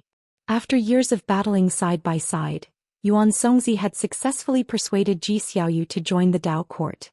If she and Xiaolon succeeded, the Dao court would have two Daoist emperors, giving it the confidence to stand against the 3,000 great worlds outside the celestial spirit great world. Guan could hear the voice of Yuan Songzi's mind, feeling that his mood was far more excited than it appeared on his face. Zhou Xiaoyu was cultivating and preparing for battle, and his next opponent was an unparalleled prodigy who had achieved 1,000 victories at the same realm on the path of the Great Dao, the unbeatable emperor from the primordial emperor domain. The unbeatable emperor ranked among the top 5 illustrious prodigies in the primordial emperor domain, and his momentum was extremely strong. Guan had already calculated the result of this battle and wasn't surprised. The original master of the immortal emperor's eye, the Stealing Heaven Emperor, came from the primordial emperor domain. This person founded the Stealing Heaven Immortal sect, even provoking the celestial court's pursuit, proving the terrifying extent of his Dao practice. The deep foundation of the primordial emperor domain was unmatched by the great thousand worlds. "Master, do you think we need to foster a Daoist emperor in Wuxia?" An Exin asked expectantly. Although Wuxia wasn't a sect in the conventional sense, as the senior disciple, an Exin hoped Wuxia would grow stronger. "It depends on personal goals. I don't demand it. Although a Daoist emperor is indeed powerful, the path is very difficult." Guan spoke softly. With the memory of the Emperor of Eternal Life in him, he knew how arduous the path to becoming a Daoist emperor was. Looking at the disciples within the dojo, to be honest, he hadn't yet seen anyone with the potential to become a Daoist emperor, even Xiaolon, who relied on his covert protection while outside. If Xiaolon were to venture out alone, she would have died long ago. Moreover, he could sense that if he continued to aid Xiaolon, she would never be able to become a Daoist emperor, no matter how many times she won. The Great Dao's will on the path of the Great Dao is unfathomable. After listening, an Exan fell into contemplation, vaguely understanding the implication behind Gu An's words. At this moment, Gu An's fishing rod moved, and he began to reel it in with effort, his arms trembling. Watching Guan struggle as if he were immortal, an Exan covered her mouth and laughed, thinking her master truly loved to act. In a bright palace, Ji Xiaoyu sat meditating in front of a blue crystal, the crystal reflecting her silhouette. Yuan Songzi approached, stopping in front of Ji Xiaoyu, hesitating to speak. With her eyes closed, Ji Xiaoyu asked, "Speak your mind, Ting Master." Yuan Songzi took a deep breath and said, "Give up, your next opponent is unbeatable." Upon hearing this, Ji Xiaoyu opened her eyes, staring steadily at him. Yuan Songzi continued, "I've investigated. The unbeatable emperor not only achieved 1,000 victories, but he also swept through the peers in the primordial emperor domain. A Daoist emperor once fought him at the same realm and was defeated. To defeat a Daoist emperor before stepping onto the emperor road, even if the Daoist emperor suppressed his realm, is still unbelievable." The mere thought of it filled Yuan Songzi with fear. He feared Ji Xiaoyu would not believe it, so he added, "On the path of the great Dao, everyone believes the unbeatable emperor is destined to become a Daoist emperor. Your matchup dictated by the Dao's will is in misfortune. Avoiding the battle might mean wasted efforts, but at least you'll live. The struggle for the Daoist emperor is no child's play. 9 out of 10 losers die. Throughout the years, many prodigies have fallen at Ji Xiaoyu's hand." Unfazed, Ji Xiaoyu asked, "Ting Master, have you ever considered that the path to becoming a Daoist emperor is cruel and cannot be filled with pushovers? If I give up this time, when I next reach this point, I will face another prodigy as formidable as the unbeatable emperor. If I always give up, what is the point of walking the path of the great Dao? To have the Dao's recognition, one must defeat the opponents selected by the Dao." These words made Yuan Songzi frown. He felt they made sense. Perhaps he had indeed underestimated the difficulty of becoming a Daoist emperor. Thinking that Xiaolon might also face an opponent like the unbeatable emperor made him suddenly feel lost. Perhaps he had acted too hastily. Right now, the Dao court may not be able to nurture a Daoist emperor. Ji Xiaoyu looked at Yuan Songzi, smiling with high spirits, and said gently, "Moreover, Ting Master, how dare you assert that I will certainly lose?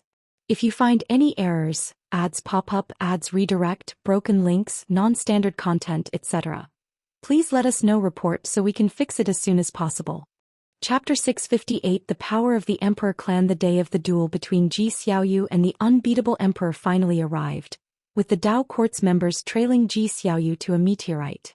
Gazing around, the void was dim with countless meteorites scattered across it. Above the Dao court's party, colorful splendor surged across the void's ceiling, illuminating it without diminishing its shadowy undertone. Ji Xiaoyu stepped into the void while the others waited on the ground. Xiaolon gazed at Ji Xiaoyu with concern. Having spent many years with him, Ji Xiaoyu had taken good care of her, even teaching her spells and divine skills. In her heart, Ji Xiaoyu was like a mentor. Knowing the power of the unbeatable emperor, how could she not worry for Ji Xiaoyu? The void was vast, silent, and oppressive. Although the unbeatable emperor had not yet appeared, this void was already filled with an immense sense of oppression. After Ji Xiaoyu distanced herself from the meteorite where the Dao court was, she stood silently in the void, waiting. A long time passed. "Ha!" A shout echoed through the void, disrupting everyone's thoughts. "Sar the novel fire." Net website on Google to access chapters of novels early and in the highest quality. Following that shout, more shouts arose, one after another, growing louder and more imposing, as if millions were roaring in unison, shaking the heavens with overwhelming oppression. Everyone from the Dao court tensed, their gazes directed toward the depths of the void, where a red radiance appeared, rapidly expanding. Xiaolon squinted and saw an imposing figure, akin to a war god, striding out from the vast flames within the red radiance. The unbeatable emperor. He wore a dark red chain armor with a red scarf around his waist, his trousers wide, billowing in the wind. His face was handsome but indifferent, and he wore a deep red coronet on his forehead. His long black hair danced wildly, his commanding presence threatening to shake the heavens and earth. He treaded on the red flames, moving with the grace of a dragon and a tiger, his aura seemingly distorting the void. Behind him, countless figures emerged from the red flames, each with an extraordinary aura. Although they remained silent, the deafening shouts continued to echo infinitely through the void. The Dao court's members looked on from afar, their faces grim, their hearts in their throats. Is the primordial emperor domain really this formidable? An elder of the Dao court muttered, his face full of shock. Yuan Songzi took a deep breath and said, "This is but one emperor clan of the primordial emperor domain. The might of the primordial emperor domain is beyond our imagination. In the great thousand world, only a few great worlds can barely compare." These words fueled further fantasies about the primordial emperor domain among the crowd. Meanwhile, the unbeatable emperor raised his right hand, fiery flames gathering in his palm, forming a long spear several times his own length, with a massive spearhead, as if a Qilin spat out the spear blade, surrounded by a divine beast's phantom, baring its fangs and brandishing its claws. He looked at Ji Xiaoyu from afar and said, "Are you the reincarnation Dao Emperor? Bearing the name of reincarnation, do not disappoint me." As his words fell, he thrust his spear toward Ji Xiaoyu. A fiery line suddenly shot out, seemingly splitting the entire void in two. The red flame divine beast phantom roared silently before Ji Xiaoyu, the wave of chi force blowing through her long hair, revealing her cold and perfect face. Ji Xiaoyu remained silent, raising her right hand as rolling gray mist emerged from her palm, transforming into dragons coiling around her. An exceptional showdown between Daoist emperors was about to erupt. Yuan Songzi watched the unbeatable emperor, his eyes filled with fear. He could sense that the unbeatable emperor was still at the profound Yuan-free immortal realm, yet his aura gave Yuan Songzi, who was at the realm's perfection, a horrifying sense of impending annihilation. He felt that the unbeatable emperor could kill him with a single stroke. This filled him with dread for the unbeatable emperor and increased his concern for Ji Xiaoyu. At the Qianquan sect's main city, around the gigantic battle platform, hundreds of thousands of disciples stood on the stone steps, observing the fight on the platform. Guan and his drinking buddies were also there, while an Xen was in the distance, sitting with the Qianquan sect's upper echelons. An Xen maintained a poised demeanor, not looking at Guan, but dispassionately overlooking the combat on the platform. Yi Qingshan put down his teacup, turned to an Xen and asked with a smile, "Senior, how is this child's talent?" Yuan Luo had just transformed into a divinity transformation realm and was battling a profound heart realm disciple. Between the divinity transformation realm and the profound heart realm lay the void crossing and fusion realms, and the Qianquan sect was not a mundane sect of the past. Joining without Nervan-level cultivation showed one was young and exceptionally talented. Even two great realms lower, Yuan Luo still had the upper hand. His talent was evident to the naked eye, even astonishing those disciples at the immortal realm. An Xen replied, "Indeed impressive, able to contend with any peerless genius in the world." Yuan Luo appeared only 16 or 17, still youthful, yet with one palm he severely injured his opponent, rendering them unable to fight. Floating in the air, he looked up to the pavilion where the upper echelons were and loudly declared, "I want to challenge a higher realm." His words caused an uproar among the crowd. The observing disciples had not expected Yuan Luo to continue challenging, increasing their anticipation of him. Grand Elder Lin Chuan signaled with his hand, and a Mahayana realm disciple stepped onto the platform with a sword. Yuan Luo bowed to the opponent, then initiated the attack first. "This kid is so formidable. No wonder the higher-ups are promoting him so much," remarked one of Gu In's friends, prompting discussions among the other friends. Guan was not surprised by Yuan Luo's performance. This child's mana was bound by his realm, yet his chi blood force was overly vigorous.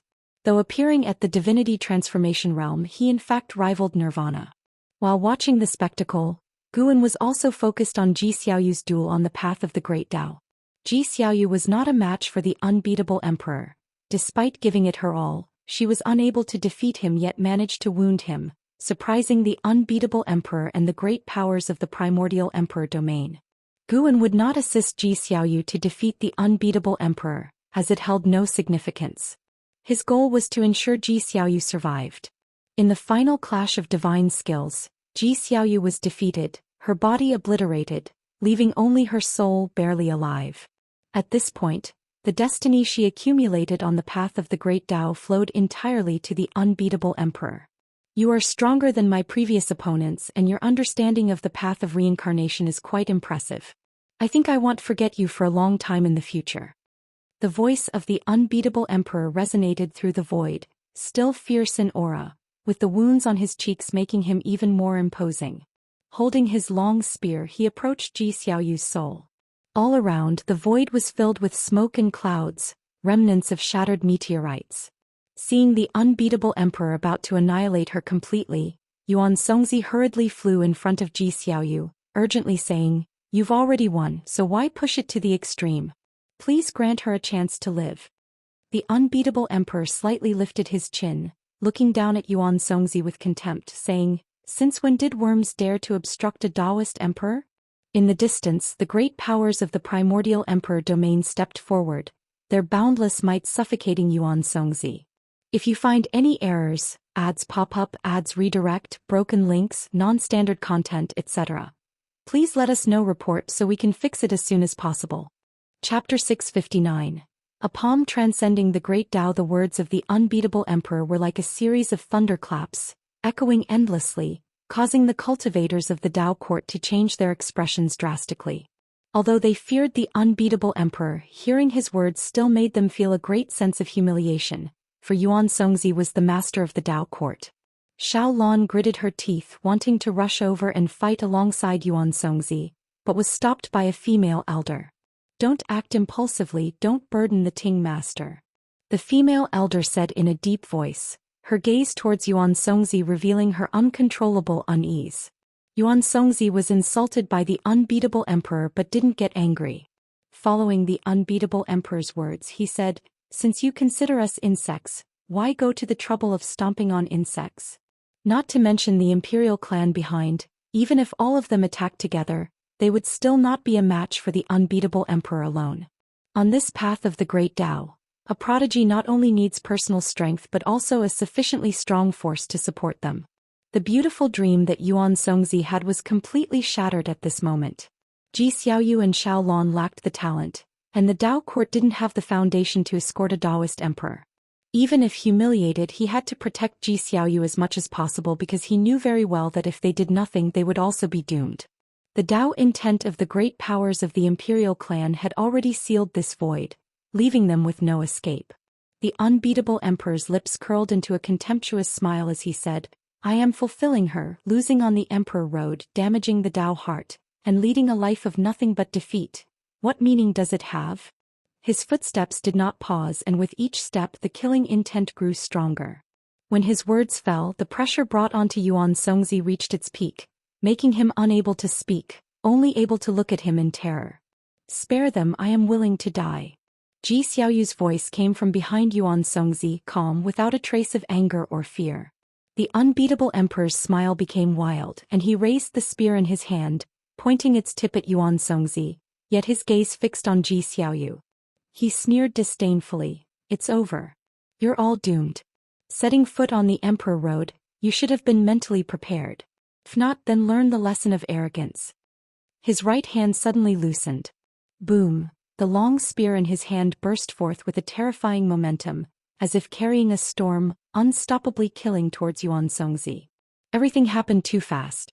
Even though both parties were of the same realm, Yuan Songzi had no time to react, only able to widen his eyes.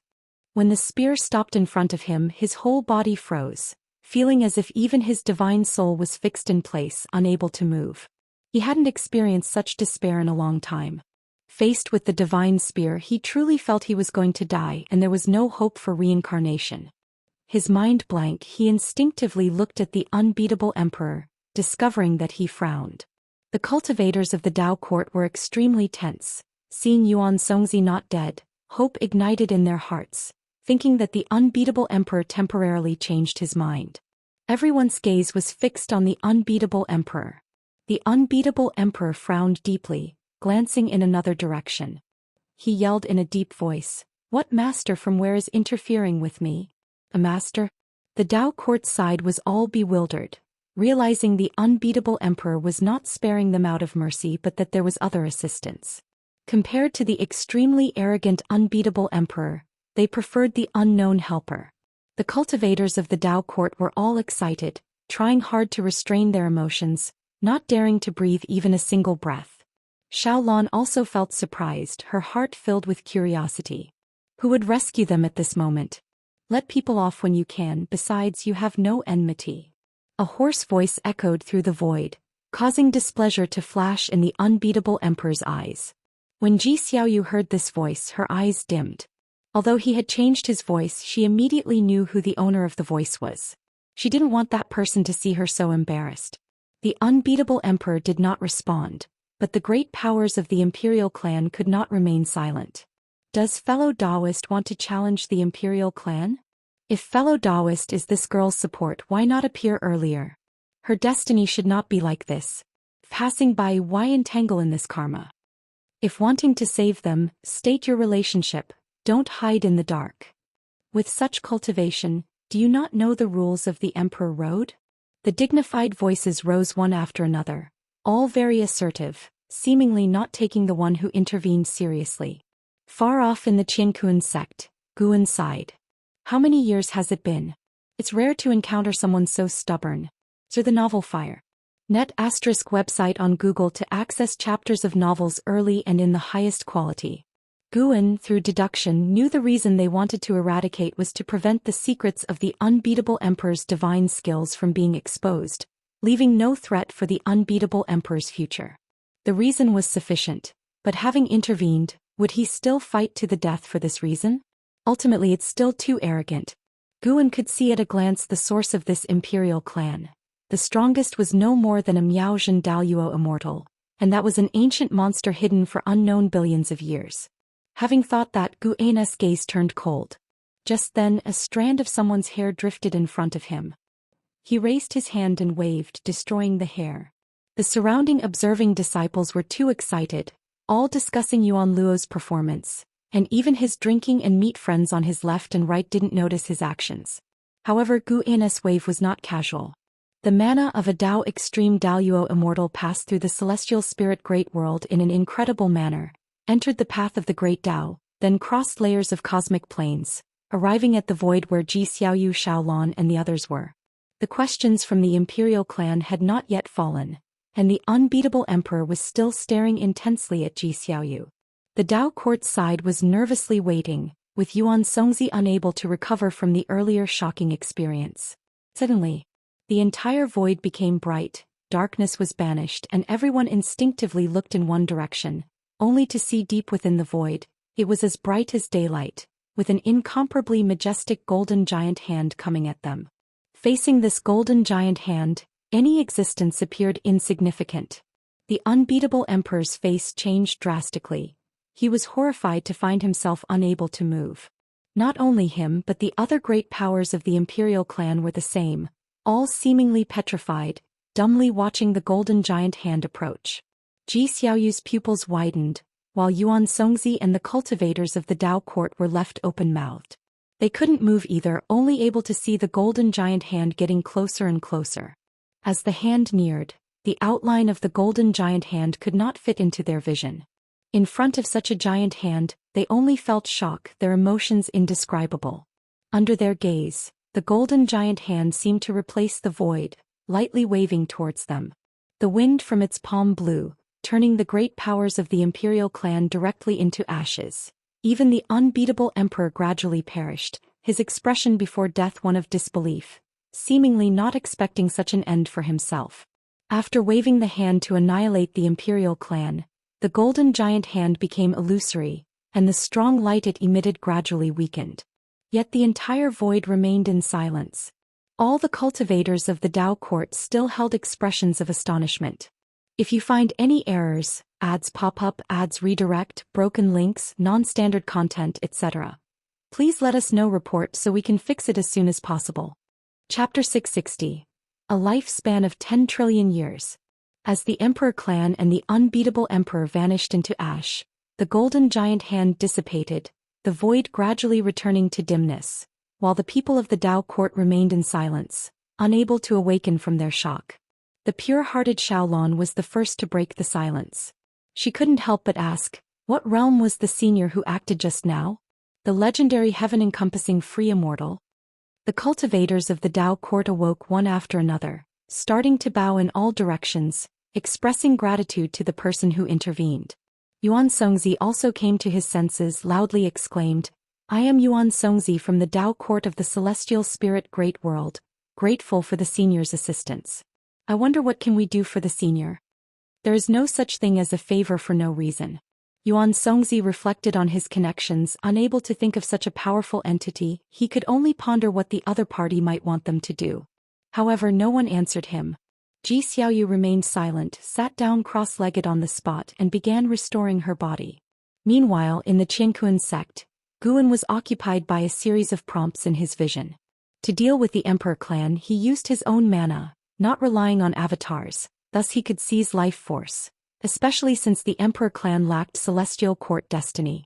Successfully captured 20,239,008,276 years of life from Emperor Chongyuan, early stage of innate golden immortal realm.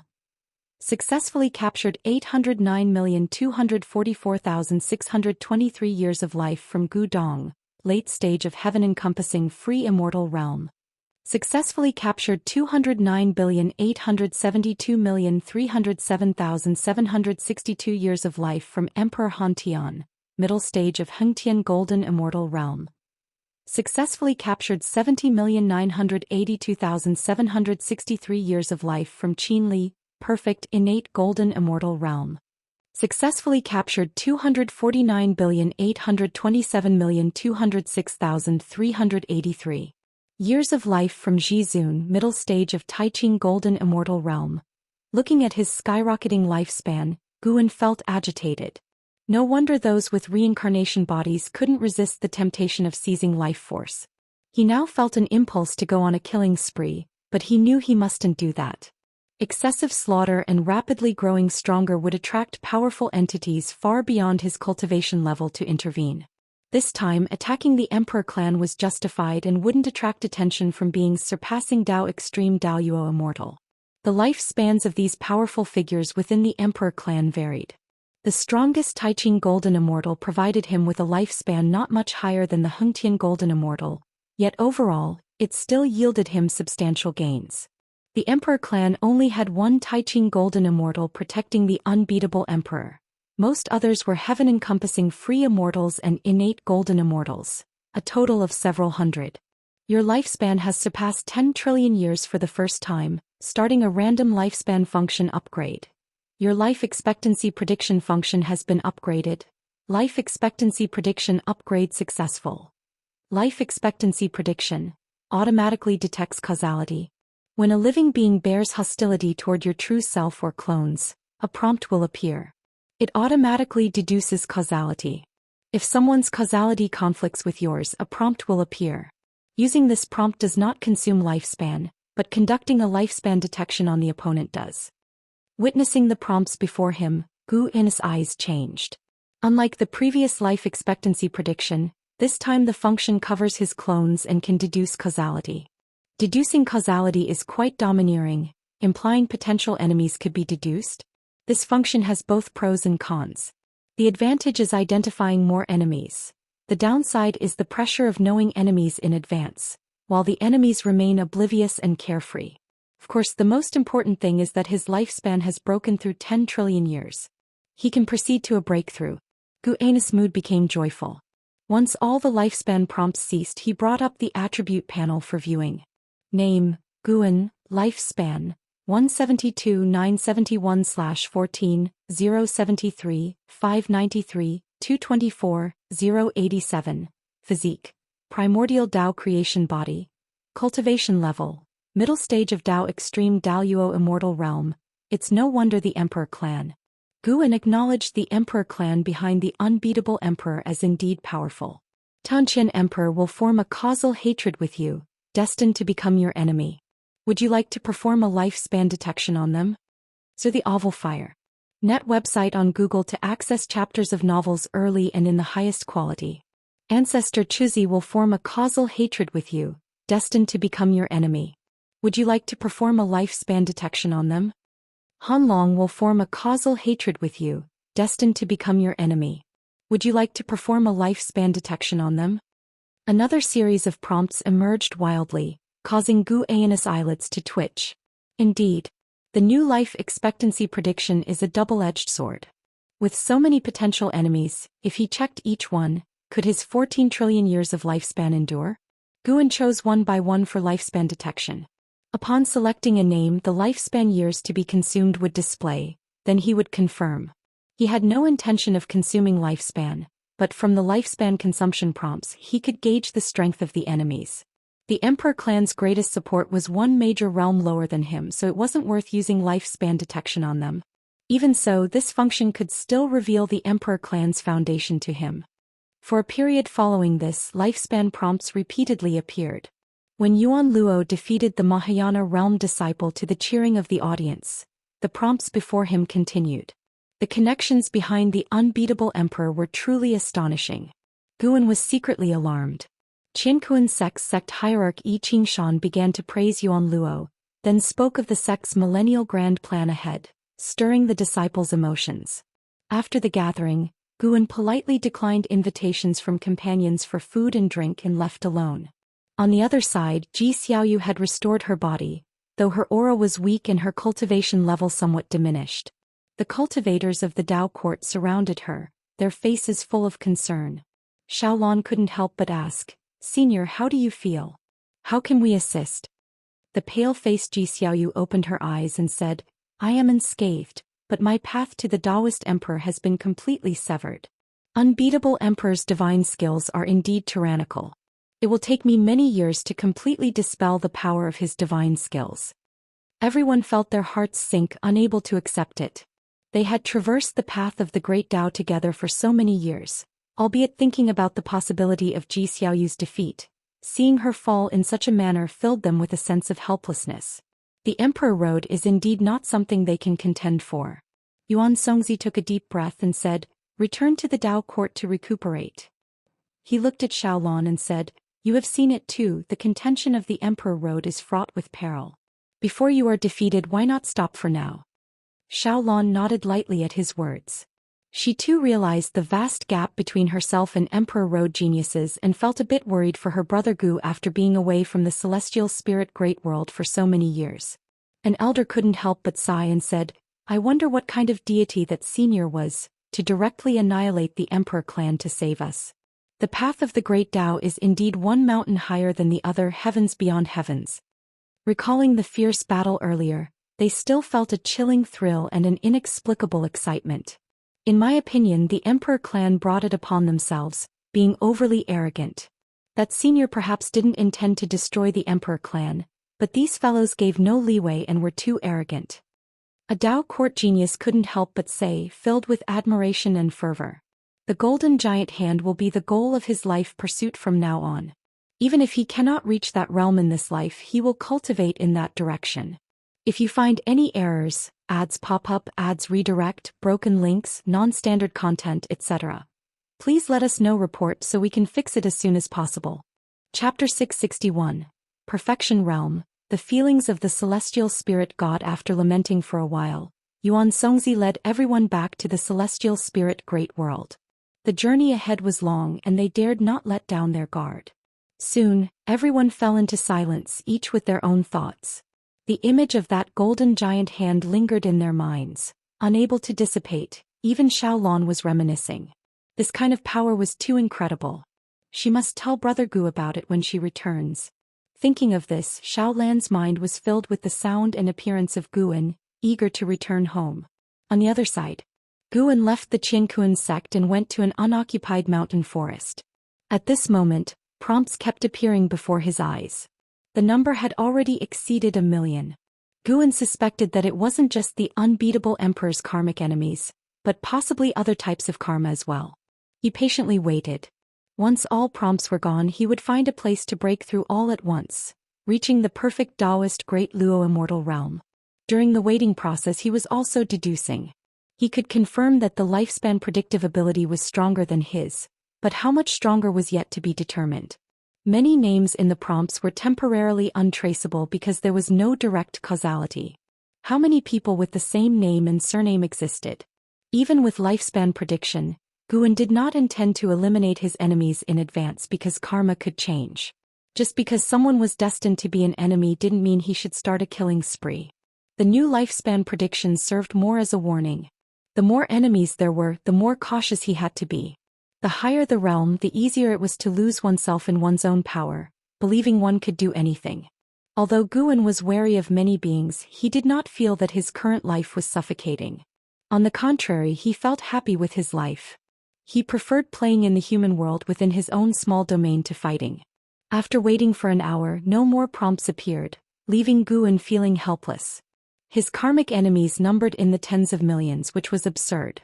However, judging by the lifespan consumption, not many posed a threat to him. Guan immediately performed the lifespan breakthrough. Even though he could go to the endless Dao Mountain, he feared leaving traces and being discovered by unknown entities, so he cautiously used the lifespan breakthrough. After all, a round trip only cost 20 billion years of lifespan, which was a drizzle for him now. Safety was most important. Out of 9 prompts, Guan chose to go to the Hongmeng Great World for his breakthrough, and his figure disappeared into the forest. As time passed, the sun gradually set. Night fell. The forest was still, echoing with the croaking of frogs. Guan's figure reappeared. He was now perfect in the Daoist Great Luo Immortal realm, having consumed a total of 40 trillion years of lifespan for this breakthrough. Thanks to the Emperor clan, even with such a loss of lifespan, Guan still had 100 trillion left. Next he could begin to endure for 1 trillion lifetimes. Guan did not intend to return to the Daoist field of the beginningless but rather to take a journey through the human world. Having achieved a breakthrough with difficulty, he naturally had to indulge.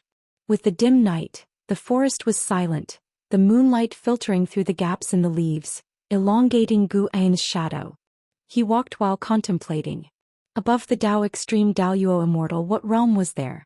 After the Dao court and various major sects suppressed the internal turmoil, the dawn of peace in the world appeared. 1,000 years later, the human world returned to peace. The Emperor Tianhong, renowned and praised by the world, came to the vicinity of the Daoist field of the beginningless. In the forest where he had once knelt for tens of thousands of years, he gazed at the unchanging environment with a look of reflection on his face. After fighting in the mortal world for so many years and returning now, he finally understood what the supporting Dao Sword Venerable meant. He had gained immense fame, and even though he had left the Dao court, many major sects sought to recruit him. He could easily enjoy all the pleasures of the human world, and before returning he did struggle with it. But more than temporary pleasure, he wanted to pursue the great Dao. He stood in front of the stream, waiting, looking back on the events of these years and those occasional fragments of memory. After waiting for an hour, Anzin's figure appeared on the opposite bank, startling the Emperor Tianhong, who quickly saluted her. An Exan with a cold expression said, "Come with me.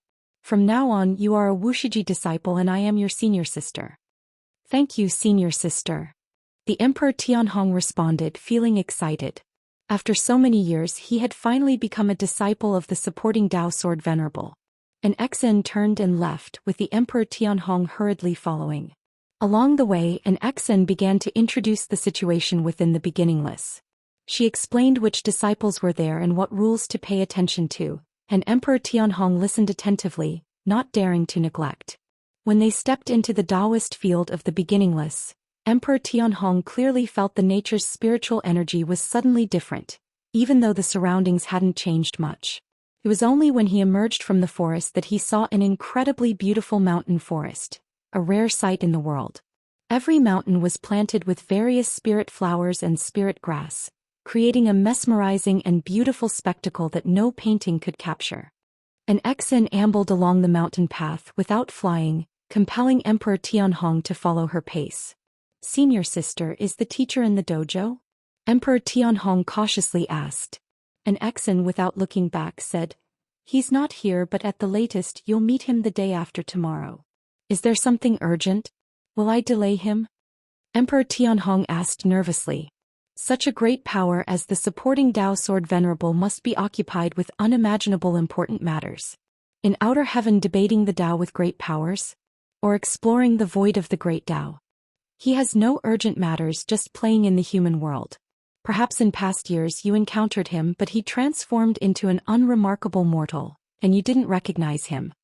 And Zin's answer surprised Emperor Tianhong greatly, raising concerns in his heart. He had to recall if he had done anything wrong in front of others.